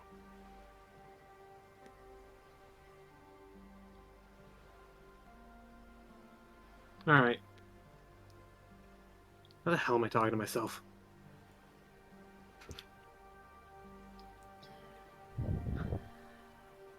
Some nice introspection, as I'm going to go return with all of the bullshit I have acquired. The bullshit. Alright, you return back to the chapel. Flick, what are you doing? Are you off? Are you in a call? I'm here. Okay. What are you doing, bud? Well, is Nina still asleep? Unless DM says an NPC has woken her up, I think so. Well, Flick's gonna check on her since I believe she would have seen 3 and Liam leave at this point, and is trying to get Rowan to rest, so Nina's the last one to check in on. As Flick approaches with something in a bowl, hot, smelling of cooked meat. She has never looked so peaceful sleeping as she does right now. Well, we'll just leave this next to her then. Nina, roll me a perception check. That's a 17.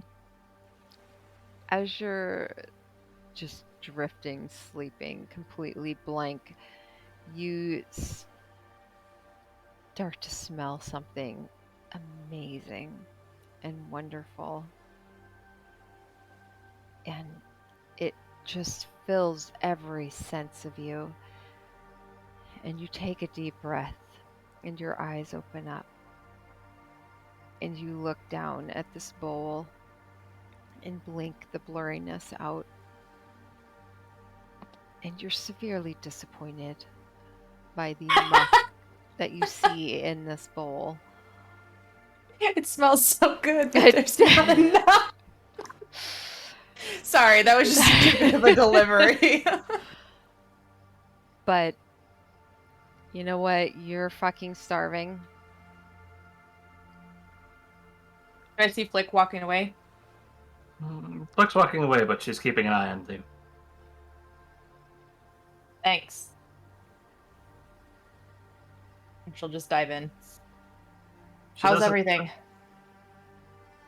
We're all alive. Liam and 3 are out looking for anywhere else people might have holed up. I'm trying to get Rowan to sleep. She did not. And the dragon. I did not keep after the dragon. I figured they could keep track of themselves. Fair enough. I'll keep an eye on Rowan. Thank you. Some of us need to keep an eye on her, or she'll run off again. Anything else you need help with? Get your strength up. Focus on that for now. We still need to figure out what to do once Liam and 3 return. I am glad to see I seem to have been wrong about the rain, but it's hard to predict what will happen when a dragon shows up. Yeah, that was something.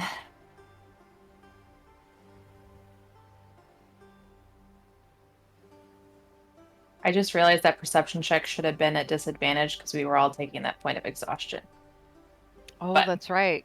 Thank you for reminding me. But that's all Moving right. forward. Yep.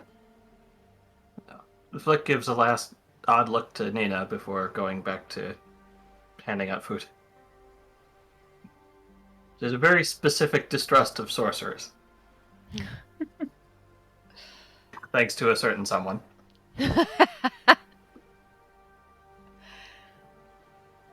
All right, Nina's gonna just sit there and eat her breakfast and kind of keep an eye on Rowan, assuming Rowan doesn't talk. She won't say anything. Yeah, Rowan is passing out. Like, Yeah. you are peacefully sleeping. I am ugly sleeping. Like, I had like slumped down the wall to my had my like knees pulled up and like I'm gonna stay awake. I'm gonna stay awake. Gotta stay awake. So I'm like half like slumped to the side.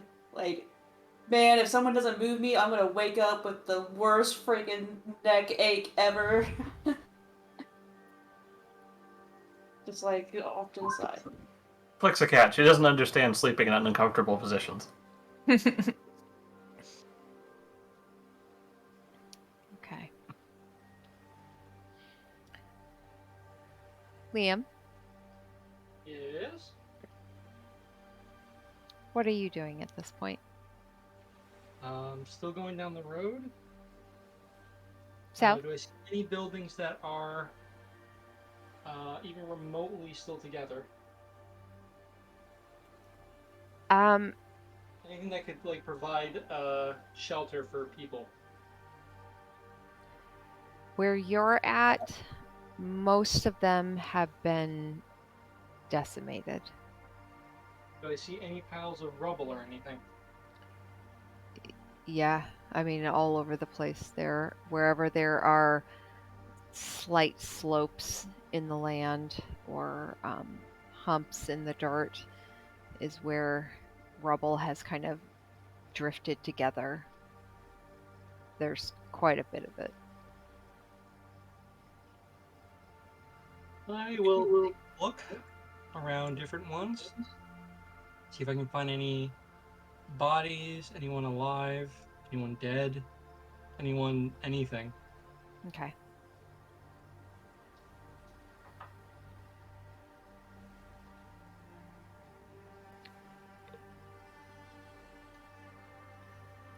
You're starting to see quite a few more people. Some that have made their way out of the chapel to start searching.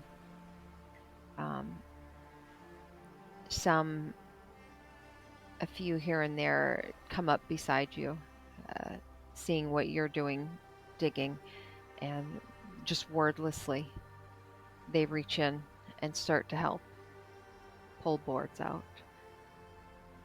Anywhere it looks like there might be a disturbance in the mud, they'll dig and see if they can find any sign of life.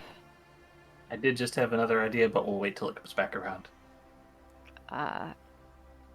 And you do this for quite a while. Eventually, you have dug through multiple different areas. The sun is fully out at this point, and the heat waves, those gusts of warm air, you feel the moment where they stop. You've gotten so used to feeling it across your chest, pressing against your back, just the continual, almost like a ticking of a clock, the gusts of it swirling. And then suddenly it just doesn't come. And for a moment you pause, waiting for the rain to come back. But all is quiet. And the majority of the water has cleared out, with just large puddles here and there. Lots of mud. And you stand to your full height, stretching your back out as the aches and pains and the muscles fatigue is just drawing you down. And you see a form come around the corner of a half-collapsed building. A tall form, very broad-shouldered.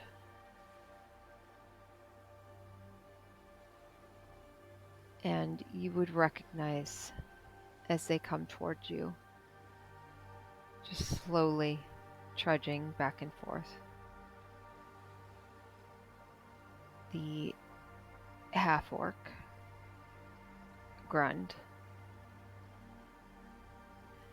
And he just kind of looks up towards you.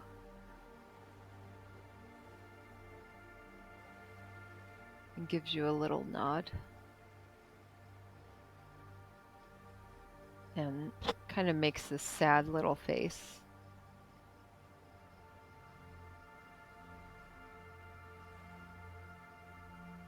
As he walks towards you. I'll stop him, put my hand on his shoulder, and ask him what's wrong. Where was he this whole time? He just raises his head a bit to look at you. And at that point, you realize he's got his arms kind of curled. And there are two legs poking over him. Two small arms wrapped around his neck. And he, with some water tears in his eyes, he just looks at you. Grund's home gone.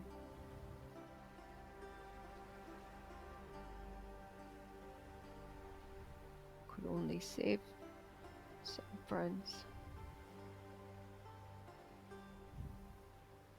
He turns a bit, and you see a small familiar form.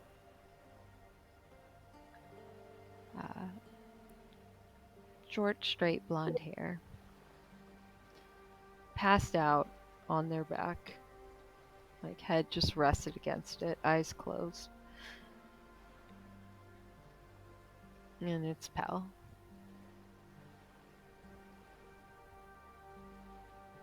As he's kind of holding her arms just kind of draped around his neck.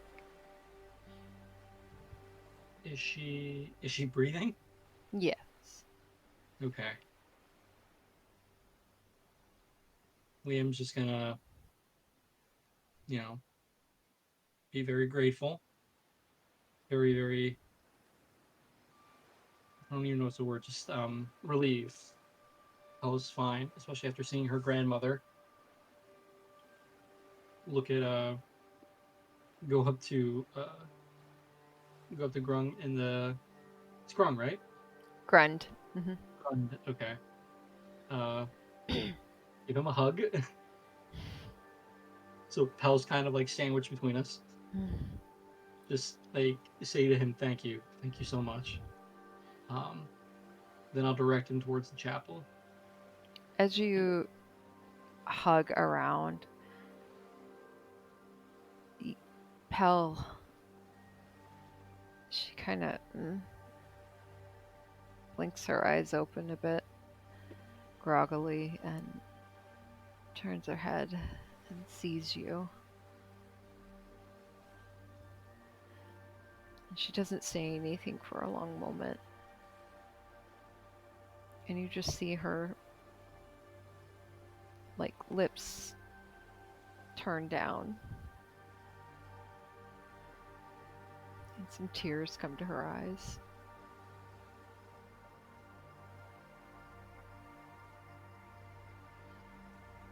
And she doesn't say anything. She just reaches down a hand and holds it out for you.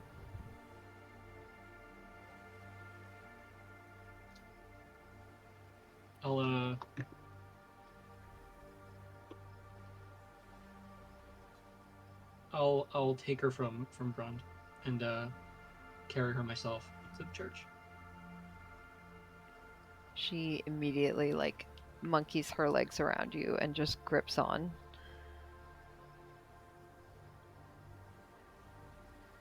And she just, you hear just small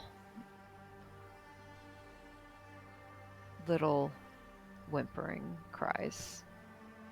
Like a child that's trying not to cry, but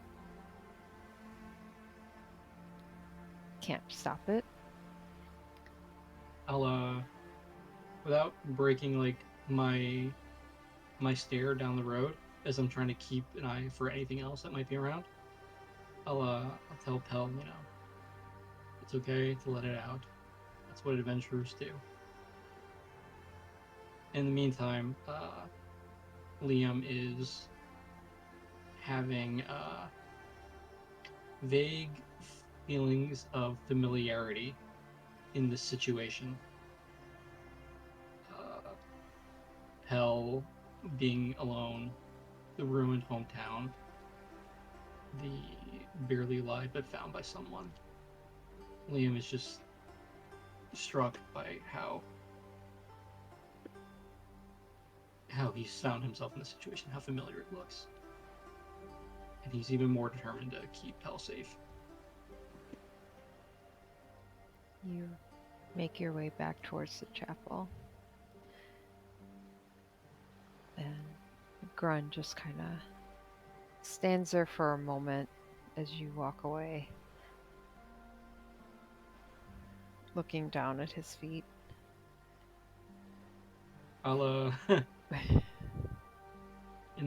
as I'm walking away, I'll motion to the rope of climbing to tie itself around Grun's waist and pull him along and say, "Come on, we've got food." Grun sees I the don't know rope that soon. pull around him and give a tug, and he hears your voice and he looks up. And he wraps both hands around the rope and then walks forward.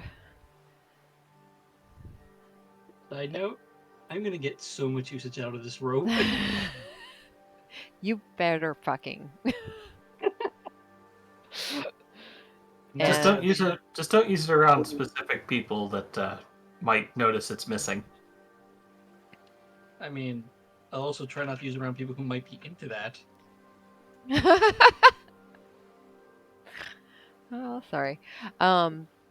Okay, so you make your way back towards the chapel area.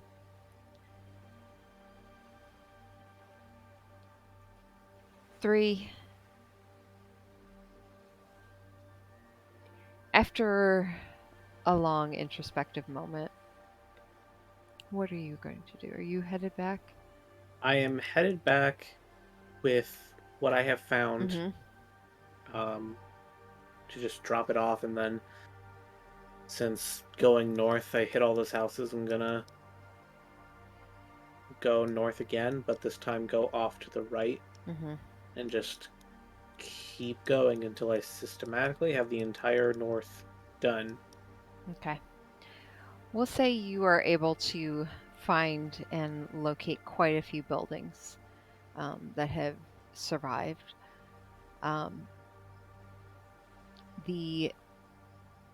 Surprisingly, the one thing you notice on your way back to the chapel is the Swinging Sword Inn, which is right next door, and the place that you guys often spent time together,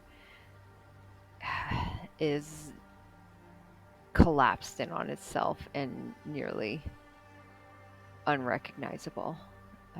But the Helmet High Sun, the tavern across the street, still stands mostly fairly good shape, as if the wave that hit most of the inn, and which broke it a bit, almost guarded it. You see, as you make your way back, Kaylessa standing outside her inn, just kind of staring at it on her own, before Garland, the proprietor of the Helmet High Sun, comes up next to her and just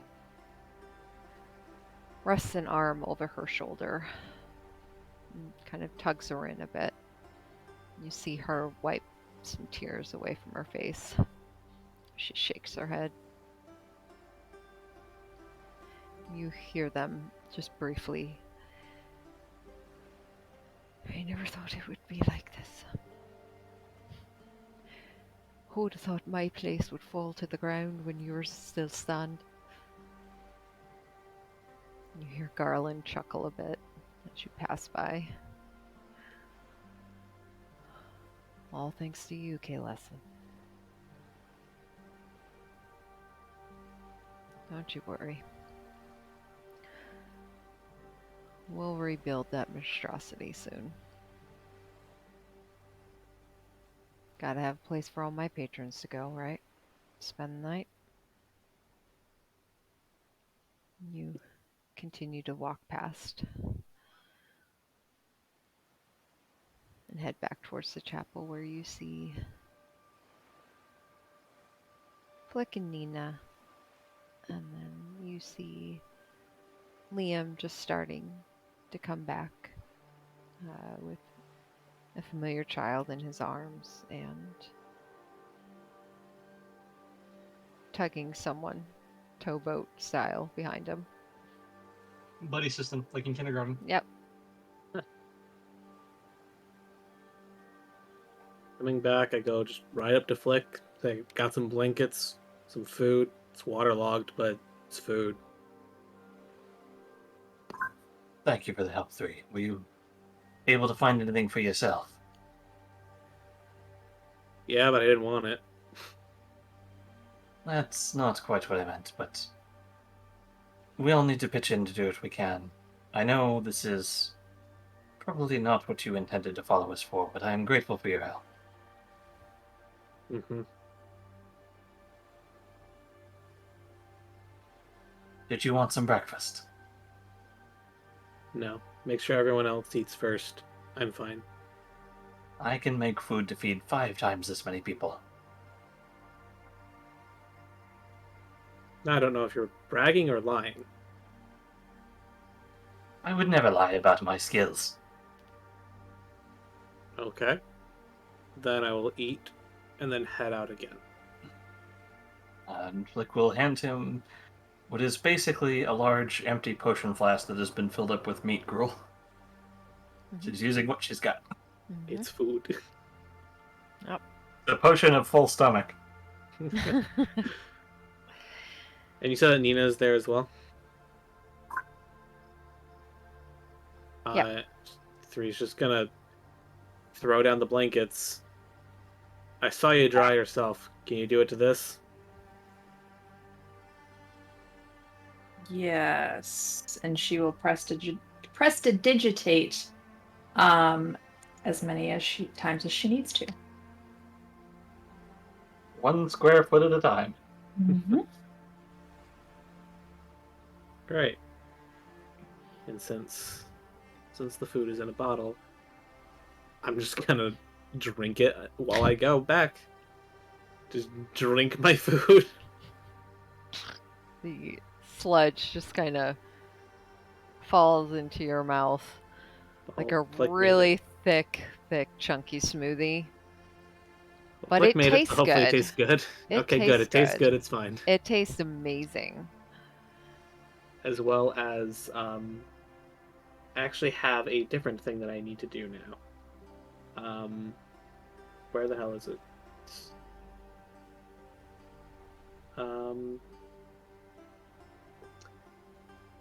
I'm going to firstly check on the clothier's shop, and then I'm gonna head out of town a little bit to forage some food. Cause I'm gonna use my background feature.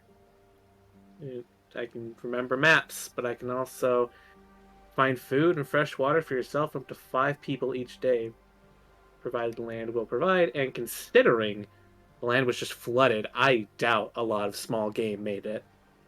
Okay. There's always fish. There is always fish, but there were no fish in that quarry. I mean, so long and thanks. All right. So first the clothier, and then go get food. Okay. Um, anything in particular you're looking for at the clothier? Firstly, if it's standing. Secondly, the inside, how damaged it is. And thirdly, I did not write down her name, but the nice woman that helped me there. Okay.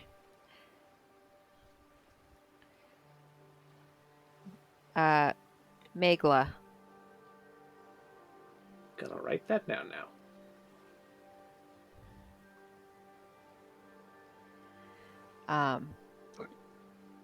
And that building.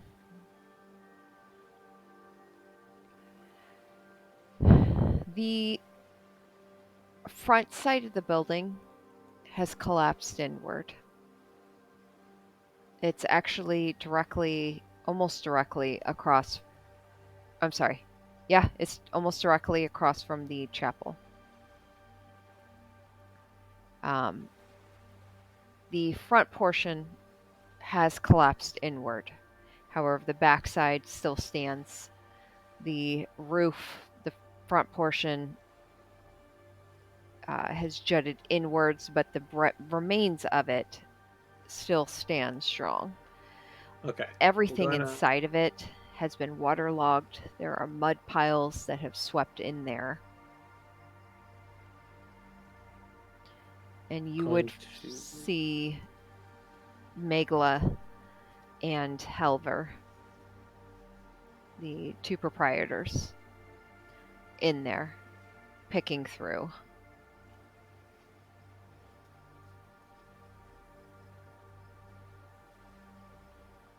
Well, considering the front is kind of fucked, can I just walk through it? Yeah. Yeah, Okay. You kind of make your way through it, and you hear a sigh. Obviously, we can't help you with anything if you're looking for clothing. Are you here to help? I'm gonna guess by the attitude the man said that. Yes. I'm here to help someone who helped me, so yes. You would see the dark-skinned woman stand tall from where she had been bent over. Her hair pulled back in a tight band. The rest of it just kind of this beautiful fro. And she gives you a nod. And just a small little smile. Everything's doubt been I covered would've- in mud. Hmm? Everything's covered in mud, but mud can be washed out. I'd say it's not a total loss. I also needed to thank you. Getting a nice shirt for once has protected me from the elements. It getting wet, adhering to my skin from all the rain, stopped me from getting a lot of cuts. Guys, I'm sorry to interrupt. I gotta go. Yep. You got So Have a good Night, night. Liam. See you guys in June. Yep. We'll figure it out. Yeah. You know what I'm gonna do with Pal? That's not as creepy as it sounded, but Night, Liam. Despite all other evidence. see you guys. Night, Liam. I, So, thank you for making a quality product. She reaches down and picks up her skirt, which the bottom is still soaked, and steps carefully around things and over towards you and stands before you. How tall are you? 3? I am, I think, 5'4". Okay. I'm 5'4". Okay. 1 inch taller than Flick. So she's a couple inches taller than you as she kind of looks down at you. And she reaches out towards your tunic and flicks away a few pieces of dirt, kind of brushes it off a bit, reaches over and tugs on the sleeve to stretch it out a bit.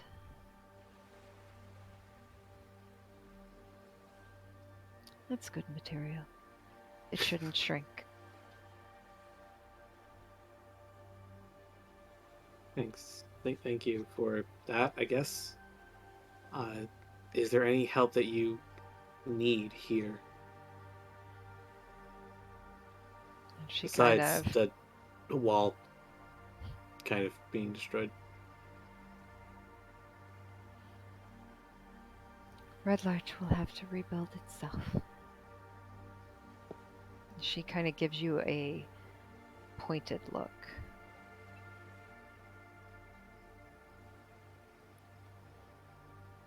Now, I know she gives me a look, but I'm real fucking stupid when it comes to people. So I have no idea if that landed or not. Shoot. Why am I forgetting how to D&D? He's Make got a an minus insight. 1 in charisma. Make an insight check. Oh no. Oh wait, that's not a no. But it has to be at disadvantage because I'm tired. Mhm. That's an 11. She gives you that pointed look and then trails a finger over the embroidery. I think you froze at the beginning of that Yeah, sentence you for me. froze. What? She gives you that pointed look and trails a finger over the embroidery.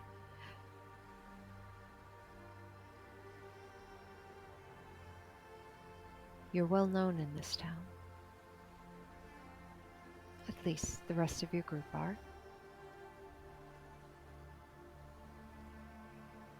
And you're well known to me.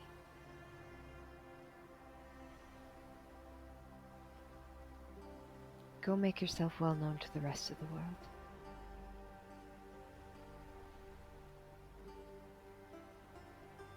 Stop whatever's happening. And get some fucking revenge.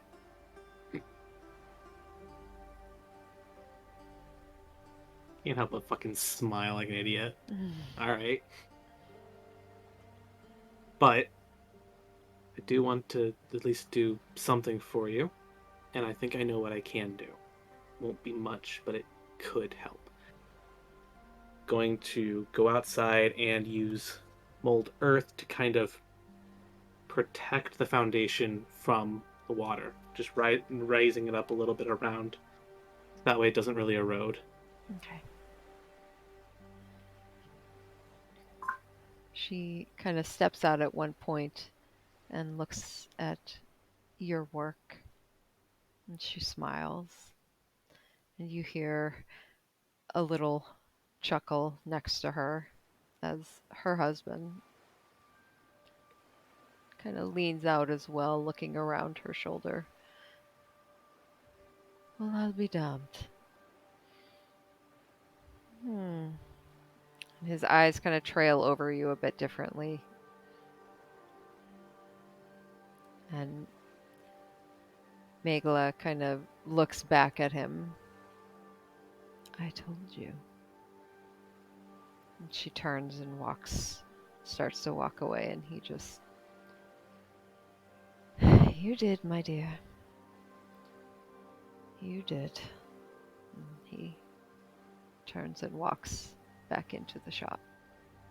Once the foundation's done, I'm just gonna bounce. Just gonna go into the forest nearby. About an hour walk. Go find a bunch of game that got killed by the flood. Okay. Bring it back for fresh meat. All right. And then any of the rest of you, do you have anything in particular you're wanting to do other than Rowan, who's completely passed out Yes. Yes, I do. and drooling? Yes, what you got, Flick? So we're gonna look for Jalessa, Okay. who is the only thing resembling governance in this town. Mm-hmm. So, Okay. Jalessa, a moment outside, if you would. She is mid helping push a board up as others kind of are digging through the mud as you say this, and she nods towards someone else who quickly stands in and grabs it, and she lets go and walks toward you. What can I help you with, Flick? Well, I think we both know this is going to take a lot of work to get things back on their feet. That's nothing Red Larch hasn't faced before. Actually, Of that's not course. true, but we're There's- named after that tree for a reason. There's assets this town has that could be put to better use.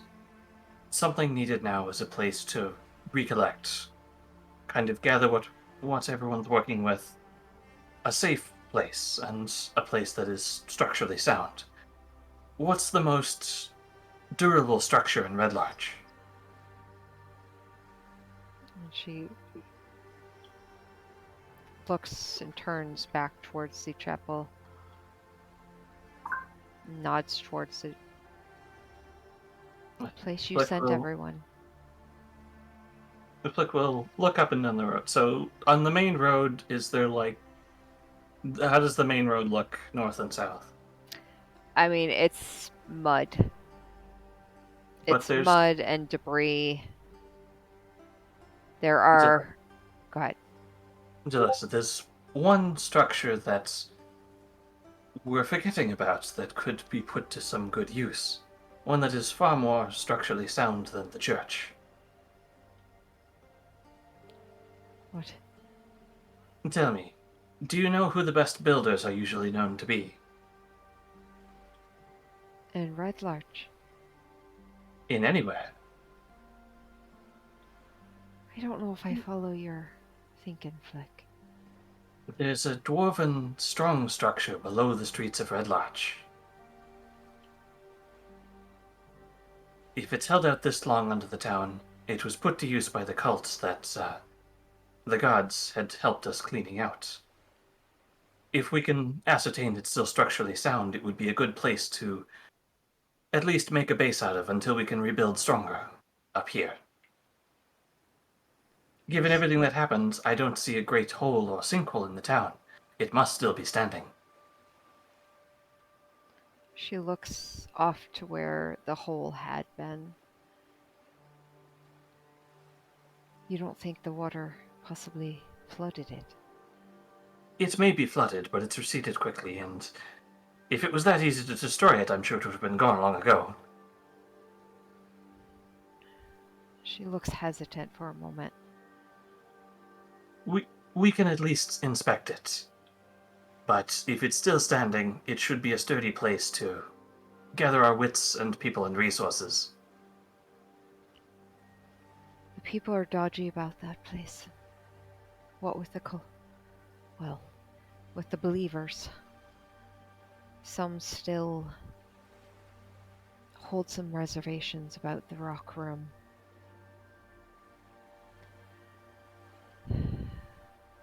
And we'll look have into it. Yes, I think it's a practical place that could be put to use. That's a good idea. You see her hesitate for a moment again as she looks to you. I'm not normally one that has to make these kind of decisions. Or at least when I do, I have someone to bounce the ideas off of, but never mind. And she kind of shakes it off. We'll look into it. Thank you. You might want to speak with Grant. He's familiar with it. May still be some traps down there. It would give him something to keep his mind on. She smirks a bit. We will do so. What Remember, are your plans? I'm not certain yet, but I'll have to speak with my companions on what we're going to do next, but this is not something we're going to let stand as it is. Rest assured. One thing I will say, though, a town is not the walls that surround it, but the people that make its tribe. The walls can always be rebuilt. People of Red Larch, their roots go deep. We'll grow again. But we need heroes like you and your group. We need you out there. We can rebuild. We need you to take care of the others. Find those that we've lost. Of course, I give my word as a doctor, I'll do all I can for the people here.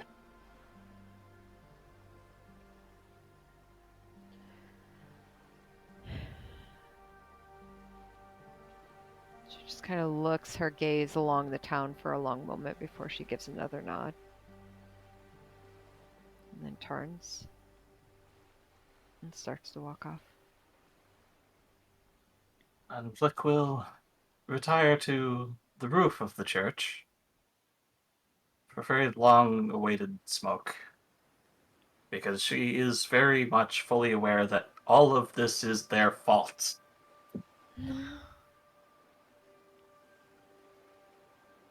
Sometimes you just need a quiet moment to let things sit.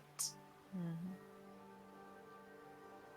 She wasn't going to say anything about it being their fault to anyone, but it is definitely something that she is aware of.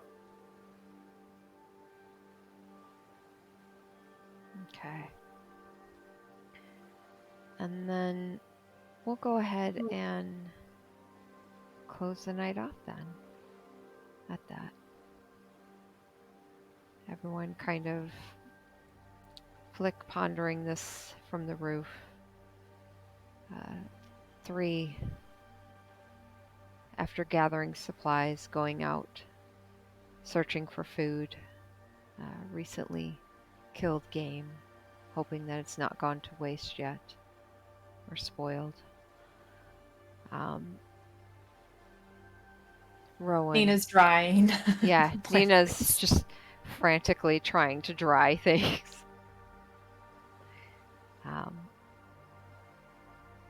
And Rowan passed out, still along the wall. And every now and then, those of you that are still near the area, so Nina and Rowan, you who are kind of in very populated area, people will come up and just kind of give you small little pats, and you'll hear small little encouragements of blessings, child, blessings on you.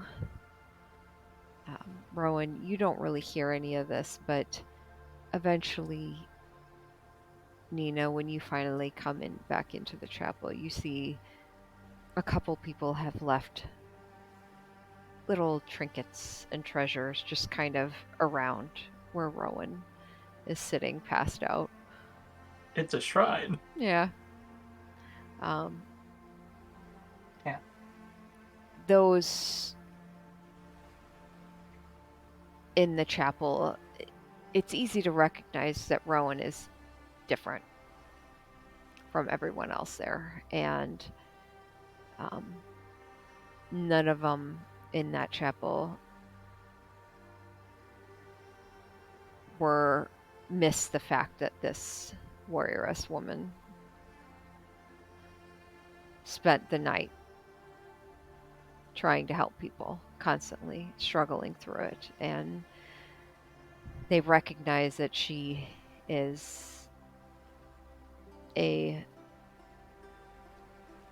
some see her as a messenger, some see her as a warrior of the gods, and have almost set her up as a small shrine,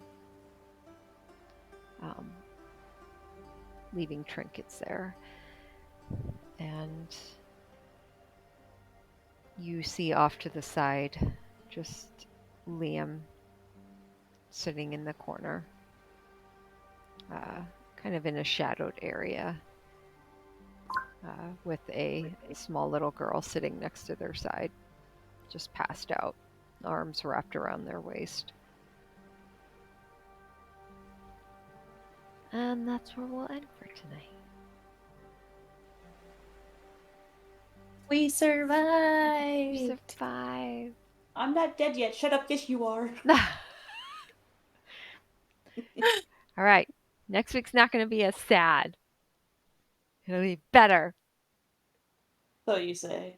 So But next week we're getting revenge, right? We're or going. not next week, but whenever. Well, Next session. Yeah. Next session we're getting revenge. Because it worked so great the last time. Yeah, we've said that every. Now we have discussion. more reason to get revenge.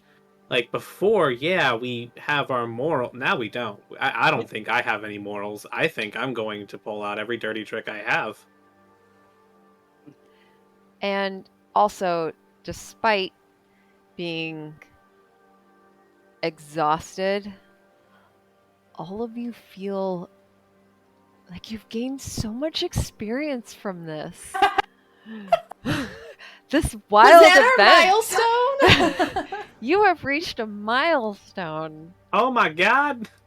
I forgot to gonna change my ask- sheet. Yeah, I was going to ask, are we officially moving to milestone tracking? Yes. Okay, cool. I will Yes. change that. Change And it so now. all of you can Fuck go yeah. ahead. So we're level 6 now? Yes. I get a lot of shenanigans at level 6. Oh boy, I don't remember what I get. Oh, that's right, nothing. Level 6 gives me more infusions. I could have 2 spider pots. Woo. Wow. I mean, Ooh, I get my elemental affinity. More fire! I'm tempted to just push Flip into being like Robot Master. Yep. Keep making her Iron Man. So this campaign goes to like level 14, I think. Yeah. 14 There's or a lot, 15. there's a lot of like at level 14, this artificer class literally becomes Iron Man. Never mind. Deft Explorer gets a lot better. Your walking speed increases by 5, so I'm at 35, and you gain climbing and swimming speed equal to your walking speed. Oh, well, that would have been nice to have. That would have been really fucking nice. So DM, I'm warning you now.